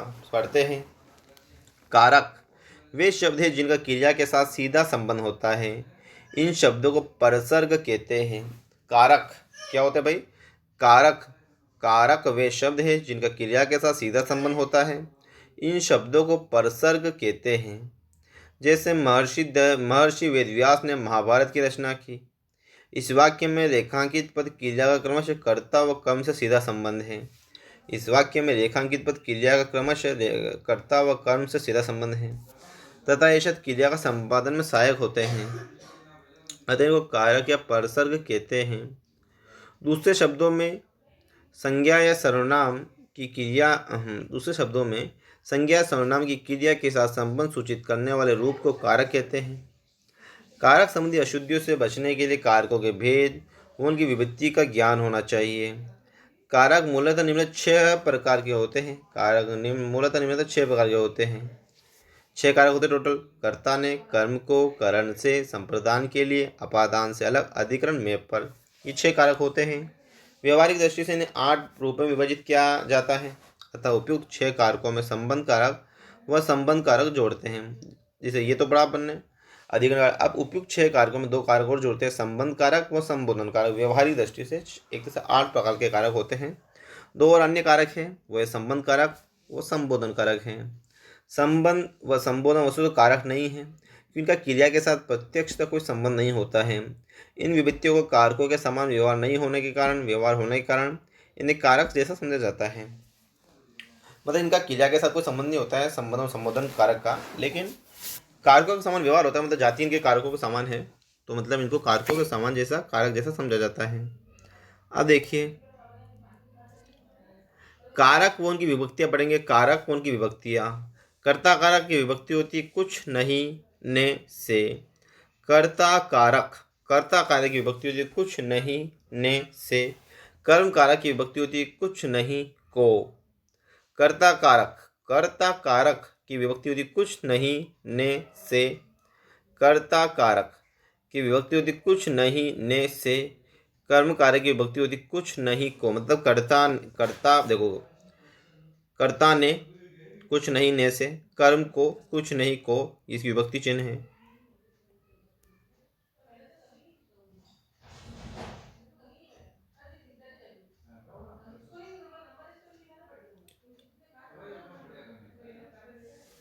करण कारक। करण का मतलब कर्ता ने कर्म को करण से द्वारा के साथ के बिना करण लगता है। संबोधन कारक में लगता है को, के लिए, के हेतु, के वास्ते, के निर्मित। संप्रदान कारक में लगता है को, के लिए, के हेतु, के वास्ते, के निर्मित। अपादान कारक से होता है से पृथक होना, गति सूचक, घृणा व भय, निषेध भाव। अपादान कारक से होता है से पृथक होना, गति सूचक, घृणा व भय, निषेध भाव। संबंध कारक होता है काके की रारी रे नानी रे। संबंध कारक होता है काके की रारी रे नानी रे। अधिकरण कारक होता है मैं पेपर के अंदर, मैं पेपर, फिर आएगा के अंदर, के भीतर, के ऊपर, काल या समय का बोध, मूल्य, तुलना, अंतर। अब अधिकरण कारक होता है मैं पेपर, के अंदर, के भीतर, के ऊपर, काल या समय का बोध, मूल्य, तुलना, अंतर। अब संबोधन कारक होता है हे, ओ, अरे, अजी, ए। संबोधन कारक होता है हे, ओ, अरे, अजी, ए। संबोधन कारक होता है हे, ओ, अरे, अजी, ए। अब देखो कारकों के प्रयोग में असावधानी के कारण जो अशुद्धियाँ प्राय होती है, उनके कुछ उदाहरण इस प्रकार हैं। कारकों के प्रयोग में असावधानी के कारण जो अशुद्धियाँ होती है, उन अशुद्धि के कारण इन प्रकार हैं। तो अपन अशुद्धि तो क्या पढ़े अपन, करण संबंधी अशुद्धि है। देखो अपन चलते हैं, शुरू करते हैं। अपन इतना ले लेते हैं जिससे अपन को दिक्कत नहीं पता चल जाएगा, इतना कारक ये वाली अशुद्धि है, ठीक है ना, दिक्कत नहीं आएगी। आपने कितनी पुस्तक चाहिए, इसमें होगा आपने अशुद्ध वाक्य पढ़े, फिर शुद्ध वाक्य पढ़ेंगे अपन। चलो पढ़ते हैं।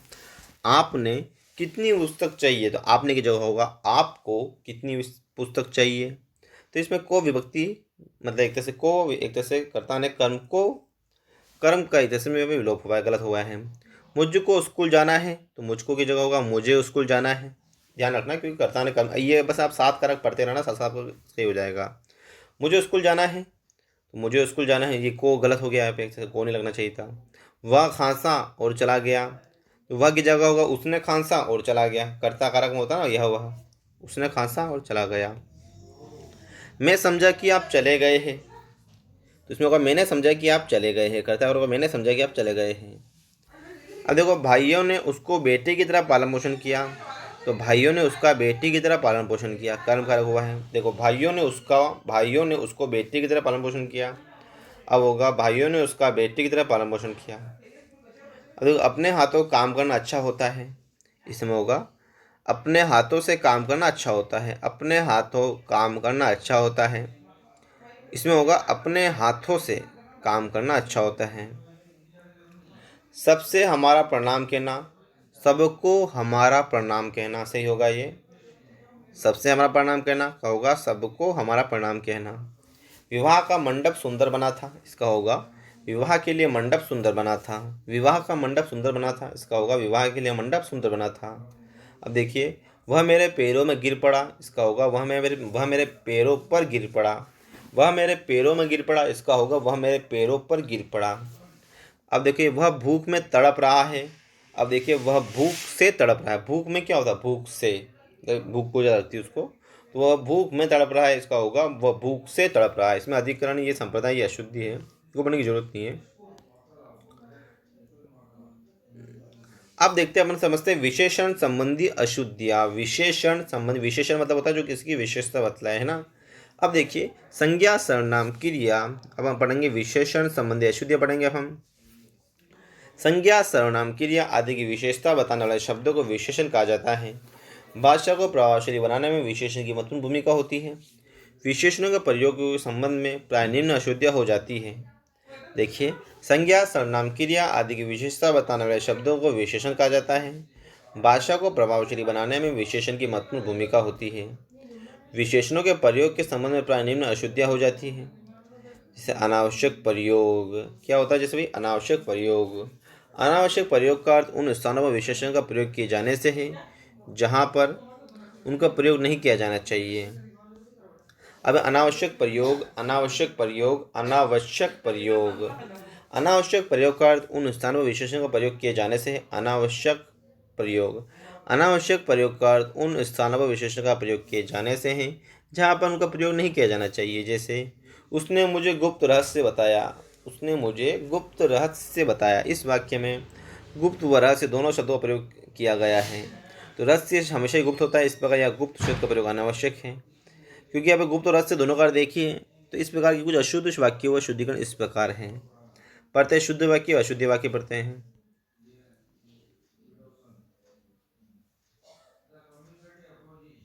देखिए अशुद्ध वाक्य पढ़ेंगे, फिर शुद्ध वाक्य पढ़ेंगे अपन।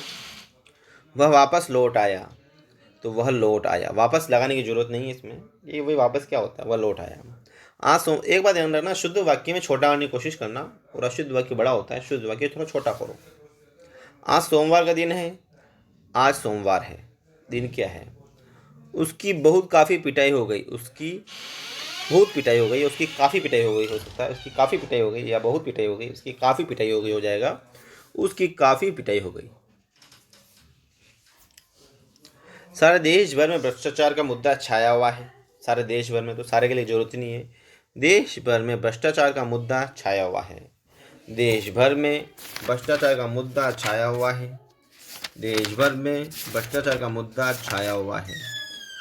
देश भर में भ्रष्टाचार का मुद्दा छाया हुआ है। देश भर में भ्रष्टाचार का मुद्दा छाया हुआ है।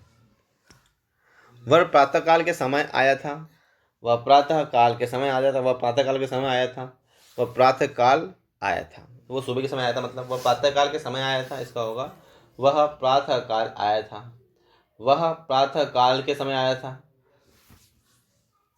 वह प्रातःकाल के समय आया था, इसका होगा वह प्रातःकाल आया था। ठीक है ना। अब देखिए गलत विशेषण का प्रयोग कैसे होता है। गलत विशेषण का प्रयोग, विशेष्य के लिए उपयुक्त विशेषण का प्रयोग न करने से वाक्य में इस प्रकार की अशुद्धि हो जाती है। विशेष्य के लिए उपयुक्त विशेषण का प्रयोग न करने से, गलत विशेषण का प्रयोग, विशेष्य के लिए उपयुक्त विशेषण का प्रयोग न करने से वाक्य में इस प्रकार की अशुद्धि हो जाती है। जैसे वह इलाके का विख्यात डाकू है, वह इलाके का विख्यात डाकू है। जैसे यहाँ डाकू के लिए विख्यात विशेषण के स्थान कुख्यात विशेषण का प्रयोग होना चाहिए, क्योंकि विख्यात चीज कुख्यात होता है ना। डाकू विख्यात हो, डाकू क्या प्रसिद्ध होता है कि डाकू तो कुख्यात होता है, अपराधी, बहुत गजब का अपराधी। तो डाकू विख्यात नहीं होगा, डाकू जो होगा कुख्यात। ठीक है ना, कुख्यात होगा। अब देखते हैं अपन शुद्ध अशुद्ध वाक्य पढ़ेंगे, अब शुद्ध वाक्य पढ़ेंगे अपन। शुरू करते हैं। देश में काले धन की समस्या अत्यंत गहरी है, तो गहरी थोड़ी है क्या, काले धन क्या नदी के जैसे गहरा थोड़ी है। देश में काले धन की समस्या अत्यंत गंभीर होगा। ठीक है ना, देश में काले धन की समस्या अत्यंत गंभीर है। राजू बड़ा बुद्धिमान है, बड़ा थोड़ी है वो, क्या सबसे बड़ा थोड़ी है वो, राजू बहुत होगा, क्योंकि वेरी लगता ना, वेरी इंटेलिजेंट, तो राजू बहुत बुद्धिमान है। वे टिकट यात्रा कर मैंने भयंकर भूल की, तो इसमें हो जाएगा वे टिकट यात्रा कर। अब वे टिकट इसने क्या करा, ये बे टिकट कर दिया, तो कोई बात, अपन भी बे टिकट कर देते हैं, ध्यान रखो। वे टिकट यात्रा कर मैंने भयंकर भूल की, तो इसमें जगह बे टिकट यात्रा कर मैंने बड़ी भूल की। बे टिकट कैसे भाई, बे टिकट यात्रा कर मैंने बड़ी भूल की, वे टिकट की जगह हो जाएगा बे टिकट यात्रा कर मैंने बड़ी भूल की। वे टिकट थोड़ी होता है, टिकट से कभी कोई प्रॉब्लम थोड़ी होती है। अब देखिए वह अपने भावी जीवन के प्रति चिंतित है, तो वो भावी जीवन नहीं होगा, भविष्य के लिए, तो वह अपने भविष्य के प्रति चिंतित है कि भविष्य में क्या होगा मेरा। तो वह अपने भावी जीवन के प्रति चिंतित है, तो इसका होगा वो अपने भविष्य के प्रति चिंतित है। अब देखिए बुद्धि व धन में घोर संबंध है, तो घोर नहीं होता, घोर तो मतलब मामला हो जाता है कि भाई मामला अलग हो जाता है घोर का, तो इसमें हो जाएगा घनिष्ठ। तो बुद्धि व धन में घनिष्ठ संबंध है, बुद्धि व धन में घनिष्ठ संबंध है, बुद्धि व धन में घनिष्ठ संबंध है, बुद्धि व धन में घनिष्ठ संबंध है, बुद्धि व धन में घनिष्ठ संबंध है, बुद्धि व धन में घनिष्ठ संबंध है। आवाज मत। अब देखिए बुद्धि स्थान पर आएगा, बुद्धि स्थान पर प्रयोग संबंधी अशुद्धियाँ, बुद्धि स्थान पर प्रयोग संबंधी अशुद्धियाँ पढ़ रहे हैं, बुद्धि स्थान पर प्रयोग संबंधी अशुद्धियाँ। कई बार वाक्य रचना में विशेषण विशेष्य से पहले तथा कई बार विशेष्य के बाद में आते हैं। कई बार वाक्य रचना में विशेषण विशेष्य से पहले तथा कई बार विशेष्य के बाद में आते हैं। विशेषण का स्थान वाक्य में अर्थ की प्रकृति पर निर्भर करता है। जैसे काला शब्द विशेषण है तथा घोड़ा शब्द विशेष्य है, इसका निम्नानुसार प्रयोग हो सकता है। सही स्थान पर प्रयोग संबंधी विशेषण का प्रयोग करना। जिसे पढ़ते हैं अपन अब यहाँ से ना, यहाँ से पढ़ रहे अपन, यहाँ से पढ़ रहे अपन, यहाँ से पढ़ रहे हैं, ठीक है ना। जैसे काला घोड़ा दौड़ रहा है, काला घोड़ा दौड़ रहा है, जैसे घोड़ा काला है, इससे जैसे इन दोनों वाक्यों में अर्थ की प्रकृति भिन्न है, अर्थ अलग अलग निकल रहा है। परंतु यदि विशेषण को अर्थ की प्रकृति के हिसाब से उपयुक्त स्थान में प्रयुक्त नहीं किया जा सकता है, तो इस प्रकार की अशुद्धि हो सकती है। इस प्रकार कुछ अशुद्ध वाक्य और उनका शुद्धिकरण निम्नानुसार जो पढ़ते हैं, शुद्ध वाक्य और अशुद्ध वाक्य आपस।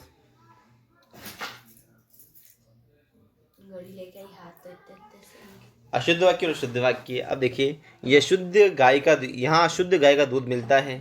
शुद्ध गाय क्या होती है, यह गाय का शुद्ध दूध मिलता है, ठीक है ना, यह गाय का शुद्ध दूध मिलता है।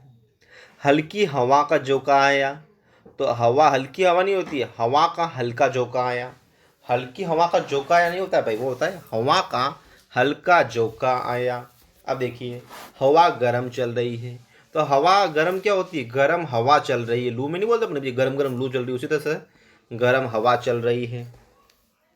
धोबी ने अच्छी चादरें धोई, मतलब बुरी चादरें नहीं धोई, सिर्फ अच्छी चादरें धोई। तो इसमें देखो धोबी ने चादरें अच्छी धोई, अच्छी चादरें धोई मतलब अच्छी धोई वरना सब रहने दी, ऐसे जो होता है। धोबी ने चादरें अच्छी धोई होगा।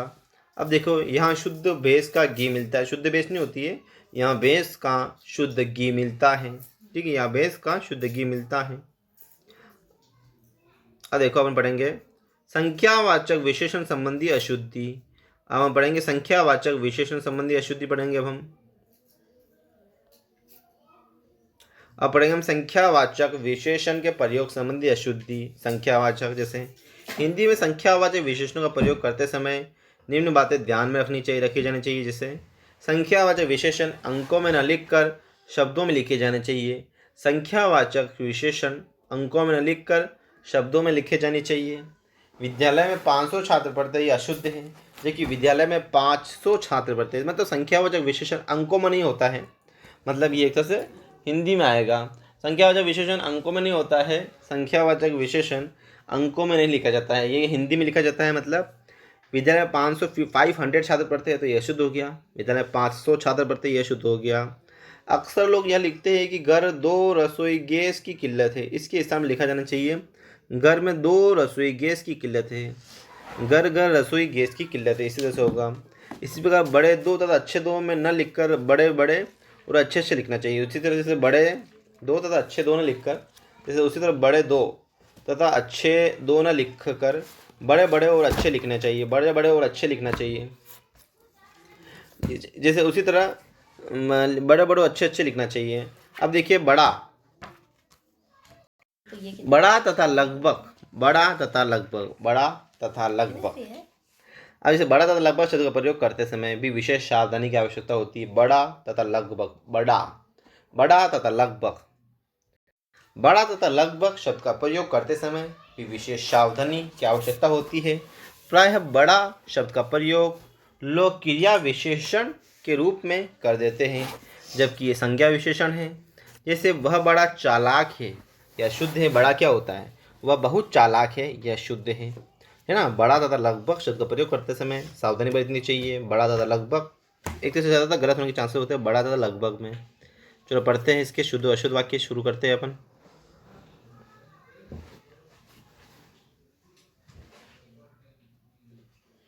अशुद्ध वाक्य शुद्ध वाक्य। जैसे उसने बड़ा लाभ कमाया, बड़ा की जगह होगा उसने बहुत लाभ कमाया। उसने बड़ा लाभ कमाया, किसकी जगह होगा उसने बहुत लाभ कमाया। अब देखिए यह ग्रंथ बड़ा सुंदर है, तो यह ग्रंथ बड़ा की जगह होगा बहुत सुंदर है। तो यह ग्रंथ बहुत सुंदर है, यह ग्रंथ बड़ा सुंदर है, यह ग्रंथ बड़ा सुंदर है, इसकी जगह होगा यह ग्रंथ बहुत सुंदर है। अब देखिए उसका बड़ा सम्मान हुआ की जगह होगा उसका बहुत सम्मान हुआ।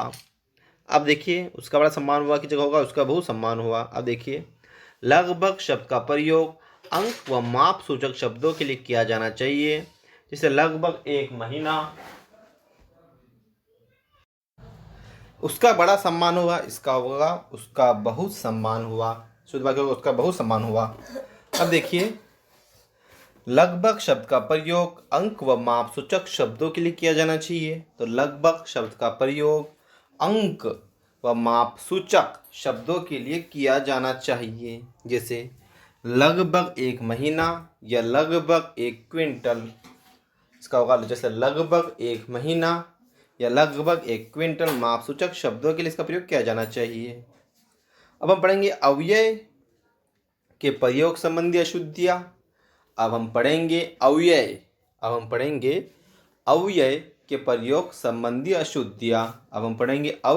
के प्रयोग संबंधी अशुद्धियाँ। चलो शुरू करते हैं। ये ऐसा टॉपिक है जिसमें हिंदी के जितने ग्रामर है सारे निपट रहे। पहला ऐसा टॉपिक मिला अपन को भी। अब से समझिए, वे शब्द जो काल, लिंग, वचन आदि के प्रभाव से मुक्त हो वे अव्यय कहलाते हैं। मतलब ये अवयव होते हैं जिन पर न काल का प्रभाव पड़े, न लिंग का, न वचन का प्रभाव पड़े, ये अव्यय है। यह अविकारी होते हैं जो सभी बंधनों से मुक्त होते हैं। हिंदी में निम्न प्रकार के अव्यय होते हैं, जैसे समुच्चय बोधक अव्यय, विस्मयादि बोधक शब्द अव्यय, संबंध बोधक अव्यय, क्रिया विशेषण अव्यय और निपात अव्यय। हिंदी में टोटल 5 प्रकार के अव्यय होते हैं। समुच्चय बोधक अव्यय, विस्मय बोधक अव्यय, संबंध बोधक अव्यय, क्रिया विशेषण अव्यय और निपात। अव्यय का प्रयोग करते समय निम्नलिखित बातों का ध्यान रखना चाहिए। अव्ययों का प्रयोग करते समय निम्नलिखित बातों का ध्यान रखना चाहिए। जैसे निम्न अव्ययों का वाक्य में युग्म प्रयोग होता है, अतः एक शब्द के आने पर दूसरा शब्द भी आता है। जैसे निम्न अव्ययों का वाक्य में युग्म प्रयोग होता है, अतः एक शब्द के आने पर दूसरा शब्द भी आता है। जैसे जितना लोगे उतना दोगे, जैसे जितना व उतना, इसी प्रकार के अव्यय है। जितना लोगे उतना दोगे, या जितना व उतना, इसी प्रकार के अव्यय है। तो अव्यय की पहचान है, दो बात बराबर शब्द आते हैं। इसी प्रकार के अन्य अव्यय इस प्रकार है, यदि तो, यद्यपि, तथापि, जैसे वैसे, एक और दूसरी ओर, जहाँ वहाँ, ज्यों त्यों,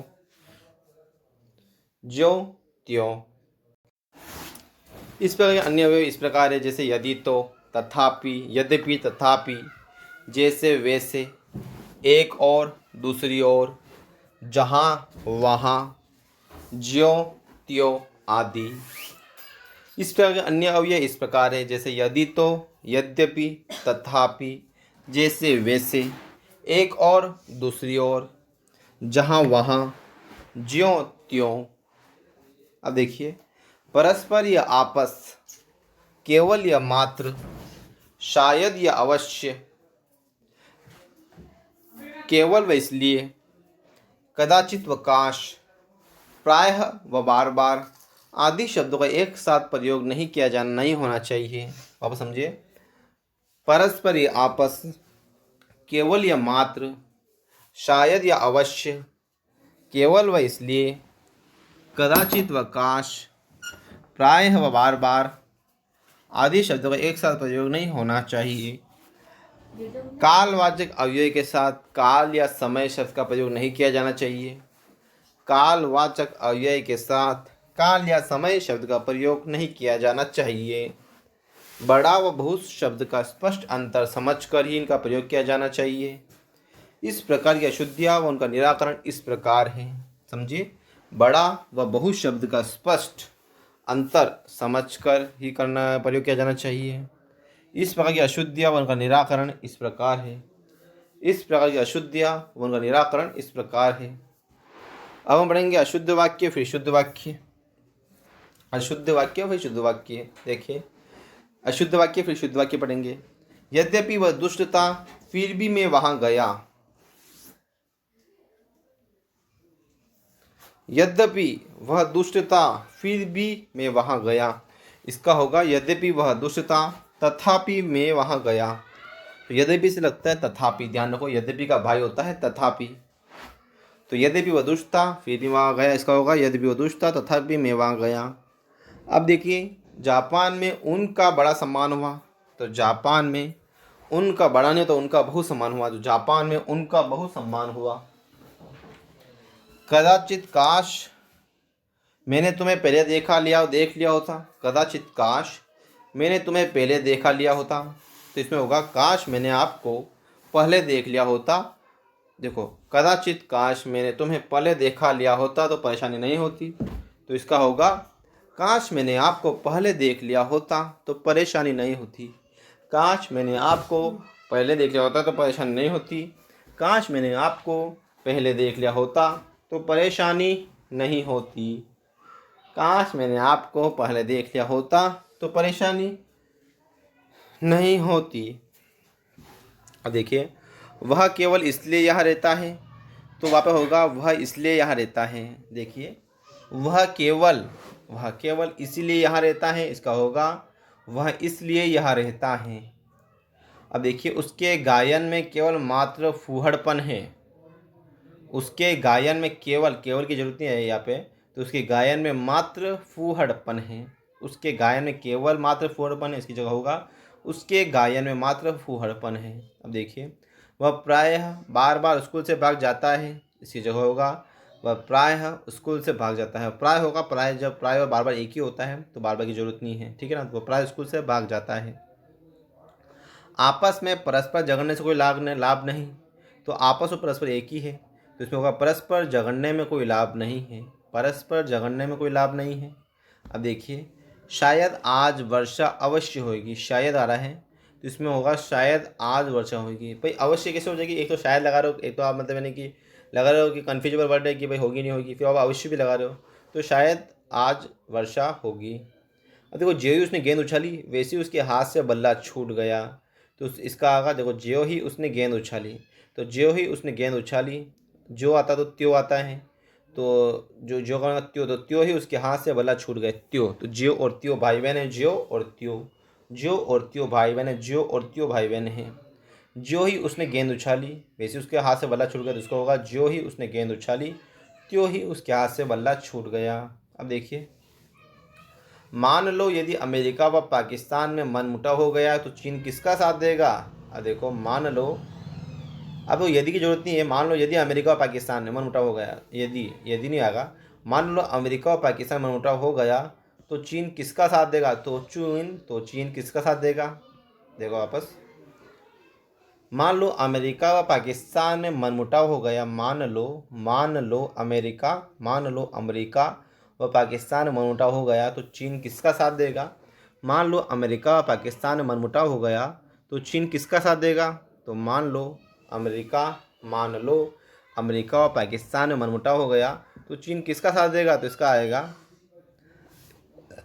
तो इसका सही होगा मान लो अमेरिका व पाकिस्तान में मनमुटाव हो गया तो चीन किसका साथ देगा। तो इसमें होगा मान लो अमेरिका और पाकिस्तान, यदि हट जाएगा तो मान लो अमेरिका और पाकिस्तान में मनमुटाव हो गया तो चीन किसका देगा? इसका सही होगा शुद्ध शब्द। अब देखो, विराम चिन्ह संबंधी अशुद्धियाँ। अब हम पढ़ रहे विराम चिन्ह संबंधी अशुद्धियाँ। विराम चिन्ह संबंधी अशुद्धियाँ। अब हम पढ़ रहे हैं विराम चिन्ह संबंधी अशुद्धियाँ। चलो पढ़ते हैं। विराम का अर्थ होता है रुकना। विराम का अर्थ होता है रुकना। वे चिन्ह जो बोलते और पढ़ते समय रुकने का संकेत देते हैं विराम चिन्ह कहलाते हैं। पढ़ते समय रुकने का संकेत देते हैं विराम चिन्ह कहलाते हैं। हिंदी में प्रयुक्त विराम चिन्ह इस प्रकार है, ठीक है ना, समझो।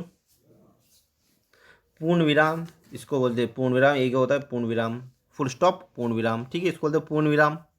एक होता है अल्प विराम, अल्प विराम। एक होता है वापस ये अर्ध विराम, अर्ध विराम। फिर होता है ये योजक चिन्ह होता है, फिर ये प्रश्नवाचक चिन्ह होता है, फिर ये विस्मयादि बोधक चिन्ह होता है, और ये पूर्ण विराम होता है। यहाँ पे हिंदी में कुछ नहीं आती है, पूर्ण विराम में पूरा पूर्ण विराम होता है। जैसे हमने कहते हैं ये है यू, इसको बोलते हैं पूर्ण विराम।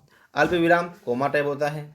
अर्ध विराम को ये प्लस ये योजक चिन्ह, ये योजक चिन्ह होता है। प्रश्नवाचक ये प्रश्नवाचक चिन्ह होता है, और विस्मयादि बोधक ये विस्मयादि बोधक होता है।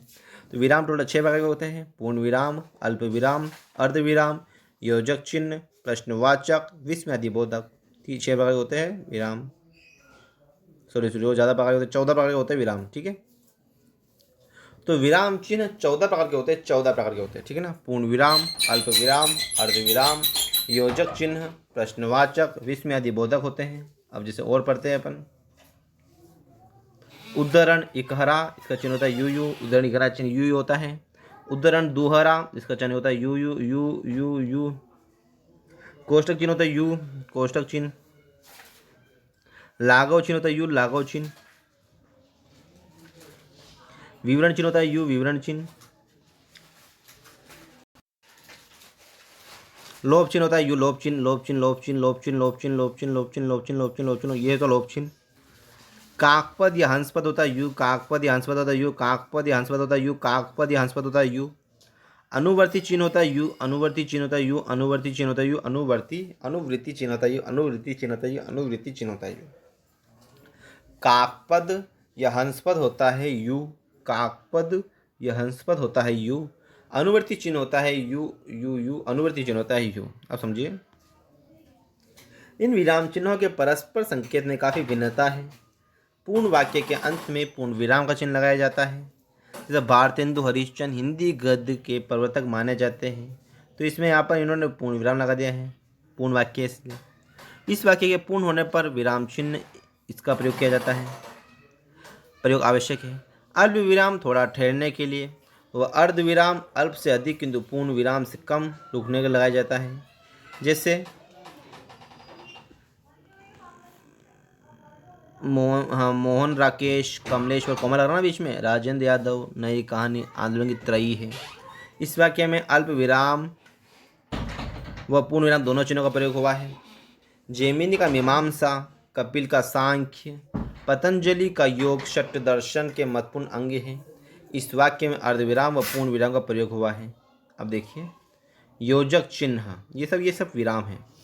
अब पढ़ रहे हैं योजक चिन्ह। योजक चिन्ह दो पदों को जोड़ने में योजक चिन्ह का प्रयोग किया जाता है। दो पदों को जोड़ने में योजक चिन्ह का प्रयोग किया जाता है। जैसे रात दिन, बीच में कौन लग रहा ना, योजक चिन्ह। कुशासन, योजक चिन्ह को योजक सूचक चिन्ह भी कहते हैं। इसके प्रयोग में अक्सर गलतियां पाई जाती हैं, अतः योजक चिन्ह का प्रयोग करते समय निम्न बातों का ध्यान रखना चाहिए। जैसे द्वंद्व समास में योजक चिन्ह का प्रयोग होना चाहिए। द्वंद्व समास में योजक चिन्ह का प्रयोग होना चाहिए। जैसे भाई बहन। अव्ययी भाव समास में योजक चिन्ह का प्रयोग वहाँ करना चाहिए जहाँ अव्यय शब्द में बाद में जुड़ता हो। समझो, अव्ययी भाव समास में योजक चिन्ह का प्रयोग वहाँ करना चाहिए जहाँ अव्यय शब्द बाद में जुड़ता हो, अन्यथा नहीं। जैसे दिन भर, यथाशक्ति, प्रतिकूल, आजीवन, आमरण आदि शब्दों में योजक चिन्ह का प्रयोग नहीं होगा। अब देखिए, क्रमधारय समास में योजक चिन्ह का प्रयोग किया जाता है।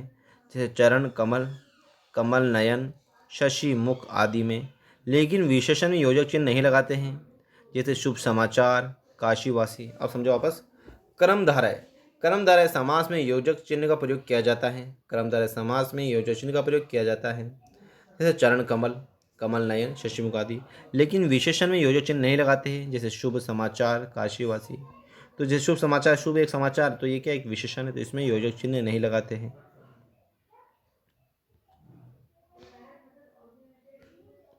द्विगु समास में योजक चिन्ह का प्रयोग नहीं किया जाता है। जैसे तिराहा, चौराहा, सप्तलोक आदि।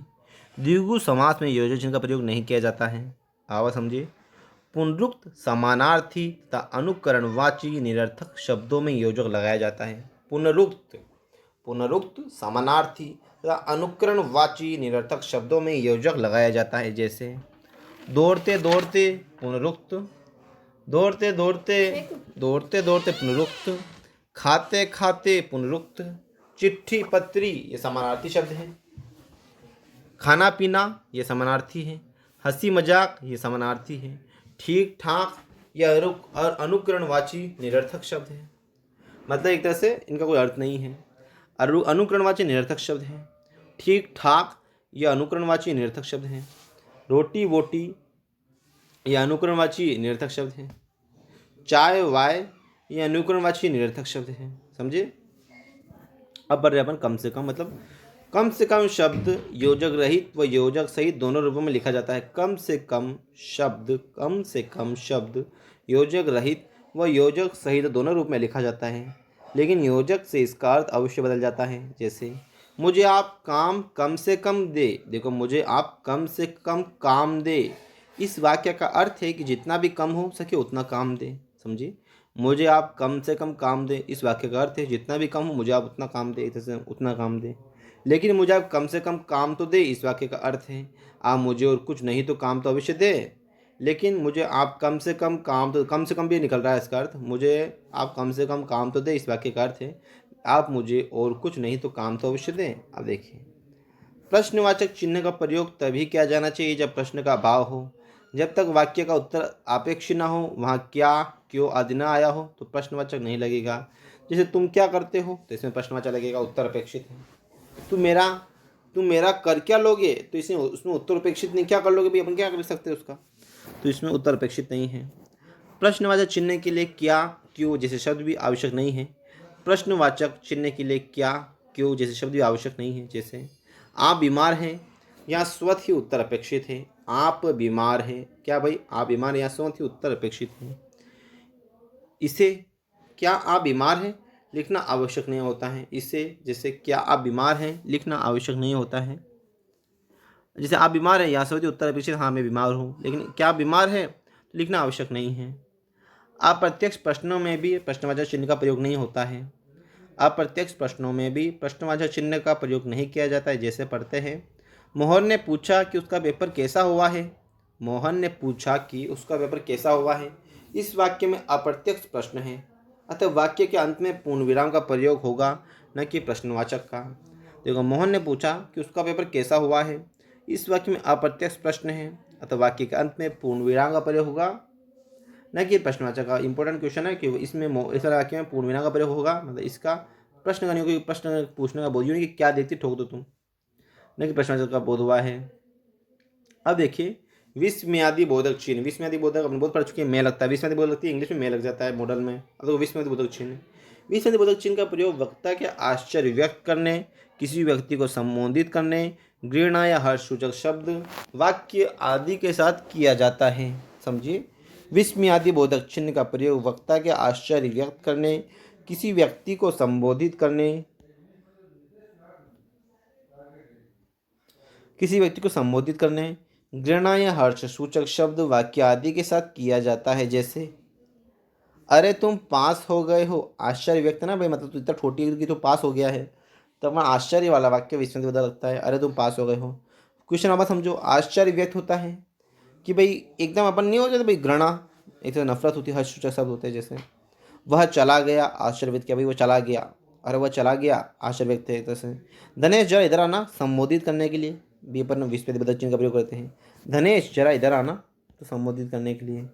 प्यारे देशवासियों, आज पूरा देश, संबोधित करने के लिए हुआ है, तो प्यारे देशवासियों आज पूरा देश साथ में एक दूसरे से मिलजुल कर बैठा है, तो ये संबोधित करने के लिए हुआ है। वहाँ तुमने तो कमाल कर दिया, हर्ष सूचक में तो उसका हर्ष बढ़ा रहा है, उसका उत्साह बढ़ा रहा है, उसकी तारीफ कर रहा है। वहाँ तुमने तो कमाल कर दिया हर्ष सूचक शब्द है, हर्ष सूचक में इसका विस्मयादि बोधक का प्रयोग होता है। शाबाश, तुमने देश का नाम ऊंचा कर दिया, हर्ष सूचक वर्ड है। शाबाश क्या होगा भाई, शाबाश तुमने देश का नाम ऊंचा कर दिया, यह हर्ष सूचक शब्द है। शाबाश तुमने देश का नाम ऊंचा कर दिया, हर्ष सूचक शब्द है। छी छी, नगर पालिका के सामने इतनी गंदगी, घृणा की वजह, मतलब इतनी नफरत की वजह से कहना।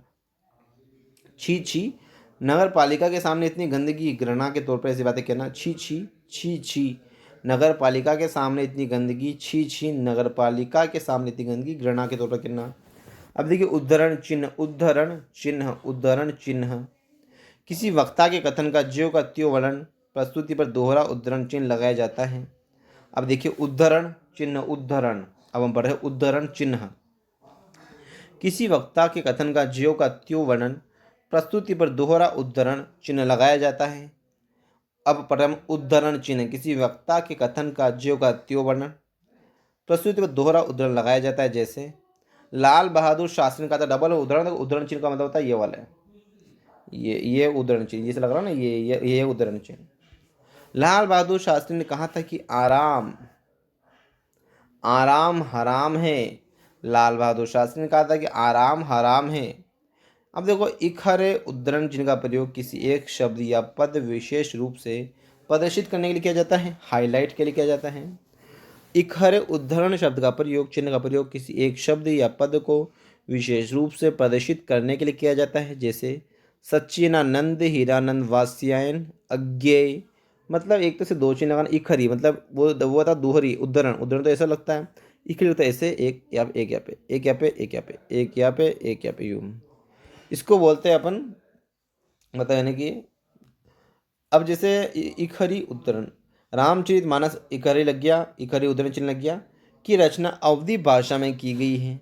अब आप समझिए, किसी भाव को स्पष्ट करने के लिए कोष्टक चिन्ह, किसी शब्द को संक्षेप में लिखने हेतु लाघव चिन्ह। जैसे राजस्थान को राजस्थान, यहाँ पे क्या हुआ, राजस्थान को राज, तो यहाँ पे एक तरह से कोष्टक लग गया ना जैसे, और यहाँ पे राज में लास्ट में।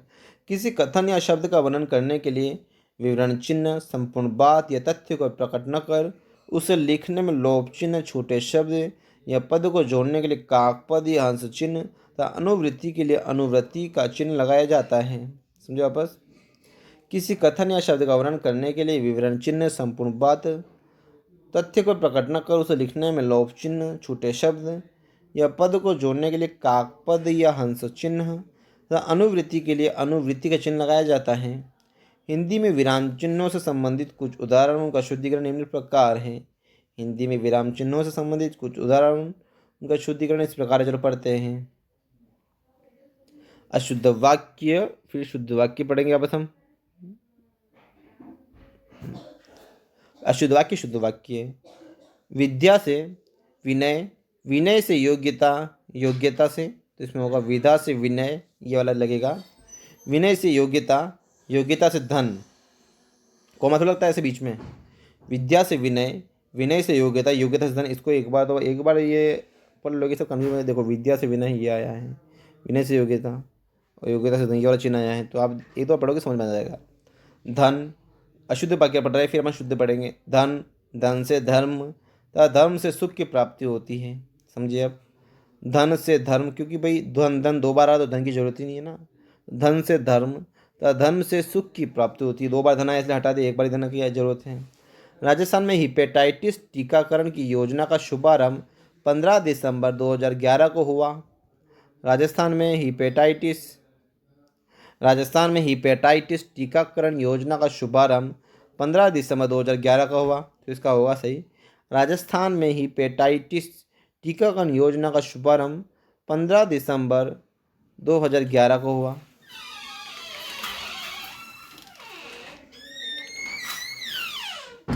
इसमें चेंज क्या क्या है, इसने चेंज तो कुछ क्या ही नहीं इसने। ये ऐसा कैसे रहेगा, ये भी पूरे तो सही वाक्य है ना, ध्यान रखना। तो राजस्थान में हिपेटाइटिस टीकाकरण का योजना का शुभारंभ 15 दिसंबर 2011 को हुआ। अब देखिए, वाह क्या सुंदर बगीचा है, तो वाह आया तो वाह में विस्मय बोल, क्योंकि मैं आश्चर्य व्यक्त कर रहा ना, जब हम आश्चर्य व्यक्त करते हैं तो विस्मय चिन्ह लग जाता है। इसमें देखो वाह विस्मय चिन्ह लग गया, वाह क्या सुंदर बगीचा है, विस्मय चिन्ह लग जाएगा।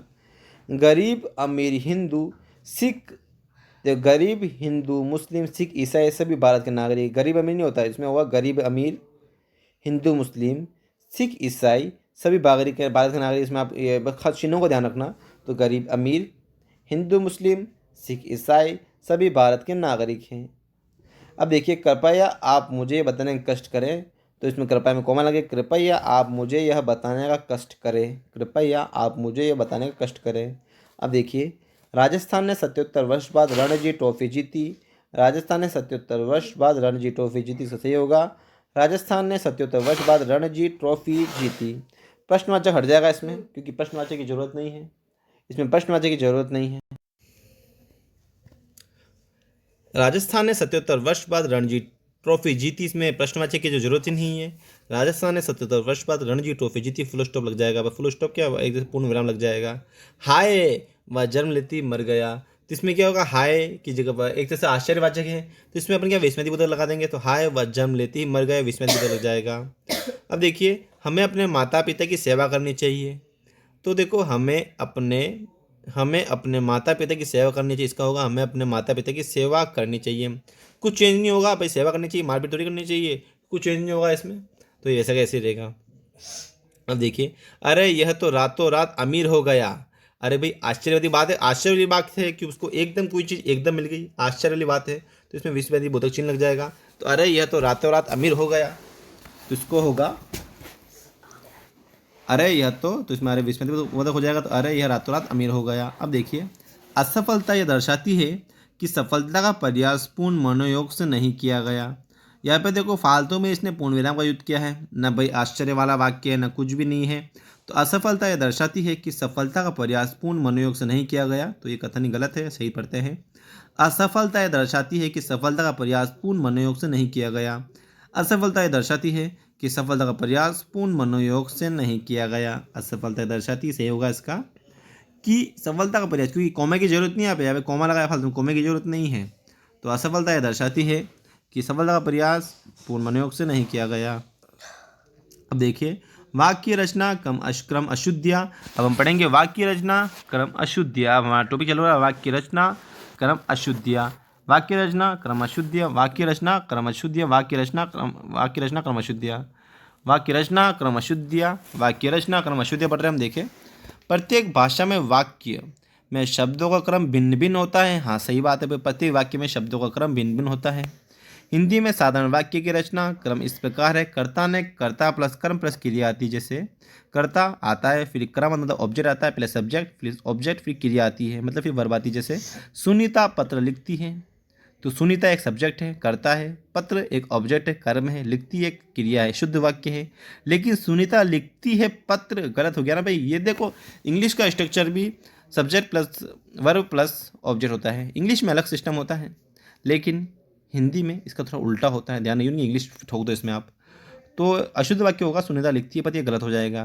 कर्ता क्रम व क्रिया का विस्तार होने पर निम्न नियमों का पालन किया जाना चाहिए। कर्ता क्रम व क्रिया का विस्तार होने पर निम्न नियमों का पालन किया जाना चाहिए। जैसे वाक्य में दो कर्म हो तो गौण कर्म के पहले तथा मुख्य कर्म को बाद में लिखना चाहिए। वाक्य में दो कर्म हो, दो कर्म का मतलब पढ़ा था अपन ने, एक तो सजीव होता है मतलब जिसमें जान होती है, एक निर्जीव होता है जो बेजान होता है, जिसमें कोई जान नहीं होती है। तो प्राणीवाचक कर्म तथा गौण कर्म तथा अप्राणीवाचक कर्म मुख्य कर्म होता है। जैसे राधा ने मोहन को पुस्तक पढ़ाई, राधा ने मोहन सजीव हो गया, और पुस्तक देखो मोहन हो गया गौण कर्म और पुस्तक हो गया मुख्य कर्म, ध्यान रखना। जैसे अमित ने सुमित को रास्ता बताया, तो रास्ता तो हो गया मुख्य कर्म और सुमित हो गया गौण कर्म, क्योंकि क्या जो जिसमें सुमित में जान है। दाता भिखारी को वस्त्र देता है, दाता सब्जेक्ट हो गया भिखारी गौण कर्म और वस्त्र मुख्य कर्म। किसी वाक्य में दो अधिकरण एक साथ होने पर पहले कालवाची तथा बाद में स्थानवाची अधिकरण का प्रयोग किया जाता है। जैसे समझिए वापस, किसी वाक्य में दो अधिकरण एक साथ होने पर पहले कालवाची तथा बाद में स्थानवाची अधिकरण का प्रयोग, पहले कालवाची फिर बाद में स्थानवाची अधिकरण का प्रयोग किया जाता है। जैसे चलो पढ़ते हैं, अशुद्ध वाक्य शुद्ध वाक्य, अशुद्ध वाक्य शुद्ध वाक्य पढ़ रहे हैं। याद है पढ़ लिया अपन ने, किसी वाक्य में दो अधिकरण एक साथ होने पर पहले कालवाची तथा बाद में स्थानवाची अधिकरण का प्रयोग किया जाता है। जैसे अशुद्ध वाक्य शुद्ध वाक्य, तुम्हें वहाँ समय पर पहुँचना होगा, तुम्हें वहाँ, तो भाई इसमें होगा तुम्हें समय पर वहाँ पहुँचना होगा, शुद्ध वाक्य होगा। जैसे अशुद्ध वाक्य गलत वाक्य है, तुम्हें वहाँ समय पर पहुँचना होगा, वहाँ नहीं होगा, तुम्हें समय पर वहाँ पहुँचना होगा। जैसे मैं घर में दोपहर में घुसा, तो इसमें होगा मैं दोपहर में घर में घुसा। मैं घर में दोपहर में मतलब एक तरह से दोपहर में कैसे घुस रहा हूँ, मैं दोपहर में घर में घुसा। अब जैसे चोर महल में रात्रि में आया, तो चोर रात्रि में महल में आया, चोर क्या रात को आता ना महल में, अब रोल चोर महल में रात्रि में आया, रात्रि कोई जगह थोड़ी है, तो चोर रात्रि में महल में आया। अब देखिए, स्थानवाचक तथा कालवाचक क्रिया विशेषणों को कर्ता से पहले या कर्ता के बाद में कहीं भी रखा जा सकता है। स्थानवाचक तथा कालवाचक क्रिया विशेषणों को कर्ता से पहले या कर्ता के बाद में कहीं भी रखा जा सकता है। ये सभी ये शुद्ध है, ध्यान रखना आप, ये भी शुद्ध है और ये भी शुद्ध है। तो गलत तो इन दोनों में कुछ है नहीं, लेकिन आपको पता होना चाहिए कि ये कैसे होगा। तो इनको समझ लेते हैं, वापस पढ़ते हैं। स्थानवाचक तथा कालवाचक क्रिया विशेषणों को कर्ता से पहले या कर्ता के बाद में कहीं भी रखा जा सकता है। जैसे आज तुम बाहर मत निकलना, शुद्ध वाक्य है। आज तुम बाहर मत निकलना, देखो ये इसने गलत कुछ पॉइंट छेड़ दिया है, यह अशुद्ध वाक्य होगा, इसने हो सकता है कुछ प्रिंटिंग मिस्टेक कर दी हो। यहाँ पे होगा वापस, तुम आज बाहर मत निकलना, तुम आज बाहर मत निकलना। अब देखिए यह मोहन अवश्य आएगा, तो मोहन यहाँ अवश्य आएगा। देखो ये गलत है, एक तरह से इसमें क्या अशुद्ध इन्होंने करना भूल गए, तो मोहन यहाँ अवश्य आएगा। अब जैसे कल मेरा भाई जयपुर आएगा, तो मेरा भाई कल जयपुर आएगा, कल मेरा भाई जयपुर आएगा की जगह होगा मेरा भाई कल जयपुर आएगा। देखिए किसी वाक्य में अधिकरण, अपादान, संप्रदान, करण आदि कारक एक साथ हो तो उनके वाक्य में निम्न क्रम में लिखना चाहिए। जैसे कर्ता, अधिकरण, अपादान, संप्रदान, करण, कर्म। किसी वाक्य में अधिकरण, अपादान, संप्रदान, करण आदि कारक एक साथ हो तो उनको वाक्य में निम्न क्रम में लिखना चाहिए। जैसे कर्ता, अभिकरण, अपादान, संप्रदान, करण, कर्म। जैसे अशुद्ध वाक्य है, वह घर से विद्यालय पढ़ने के लिए बस से जाता है, ठीक है ना। इसको होगा वह विद्यालय में घर से पढ़ने के लिए बस से जाता है। देखो वापस अशुद्ध वाक्य पढ़ते हैं, वह घर से विद्यालय पढ़ने के लिए बस से जाता है, घर से विद्यालय की जगह होगा वह विद्यालय में घर से पढ़ने के लिए बस से जाता है। अब देखिए बाबा शुद्ध वाक्य है, मीरा ने बाजार से फल खरीद कर भिखारियों को खिलाया, ठीक है, सही वाक्य है। मीरा ने बाजार से फल खरीद कर भिखारियों को खिलाया। अब देखिए निषेधात्मक शब्द नहीं का प्रयोग क्रिया से तुरंत पहले करना चाहिए। निषेधवाचक शब्द नहीं का प्रयोग क्रिया से तुरंत पहले करना चाहिए। जैसे इसमें करेगा से पहले नहीं आ रहा है, जाएगी से पहले नहीं आ रहा है, तो निषेधवाचक शब्द नहीं का प्रयोग क्रिया से तुरंत पहले करना चाहिए। पढ़ते हैं, वह नहीं करेगा, इसमें होगा वह नहीं करेगी, ये शुद्ध वाक्य है। सीता नहीं जाएगी, यह शुद्ध वाक्य है। वह नहीं करेगा, यह शुद्ध वाक्य है। सीता नहीं जाएगी, यह शुद्ध वाक्य है।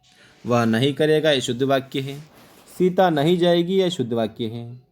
वाक्य शुद्धि हमारा पूरा चैप्टर कंप्लीट हो चुका है। इसके बाद हम ऑब्जेक्टिव लेंगे, 100 ऑब्जेक्टिव, हर क्वेश्चन हर टॉपिक के 100 ऑब्जेक्टिव लेंगे, तो 1500 से 1600 ऑब्जेक्टिव बनेंगे, तो वो कंप्लीट करेंगे बाद में। लेकिन अभी थ्योरी अपना सारा कंप्लीट होता जा रहा है। मिलते हैं अगले पार्ट में।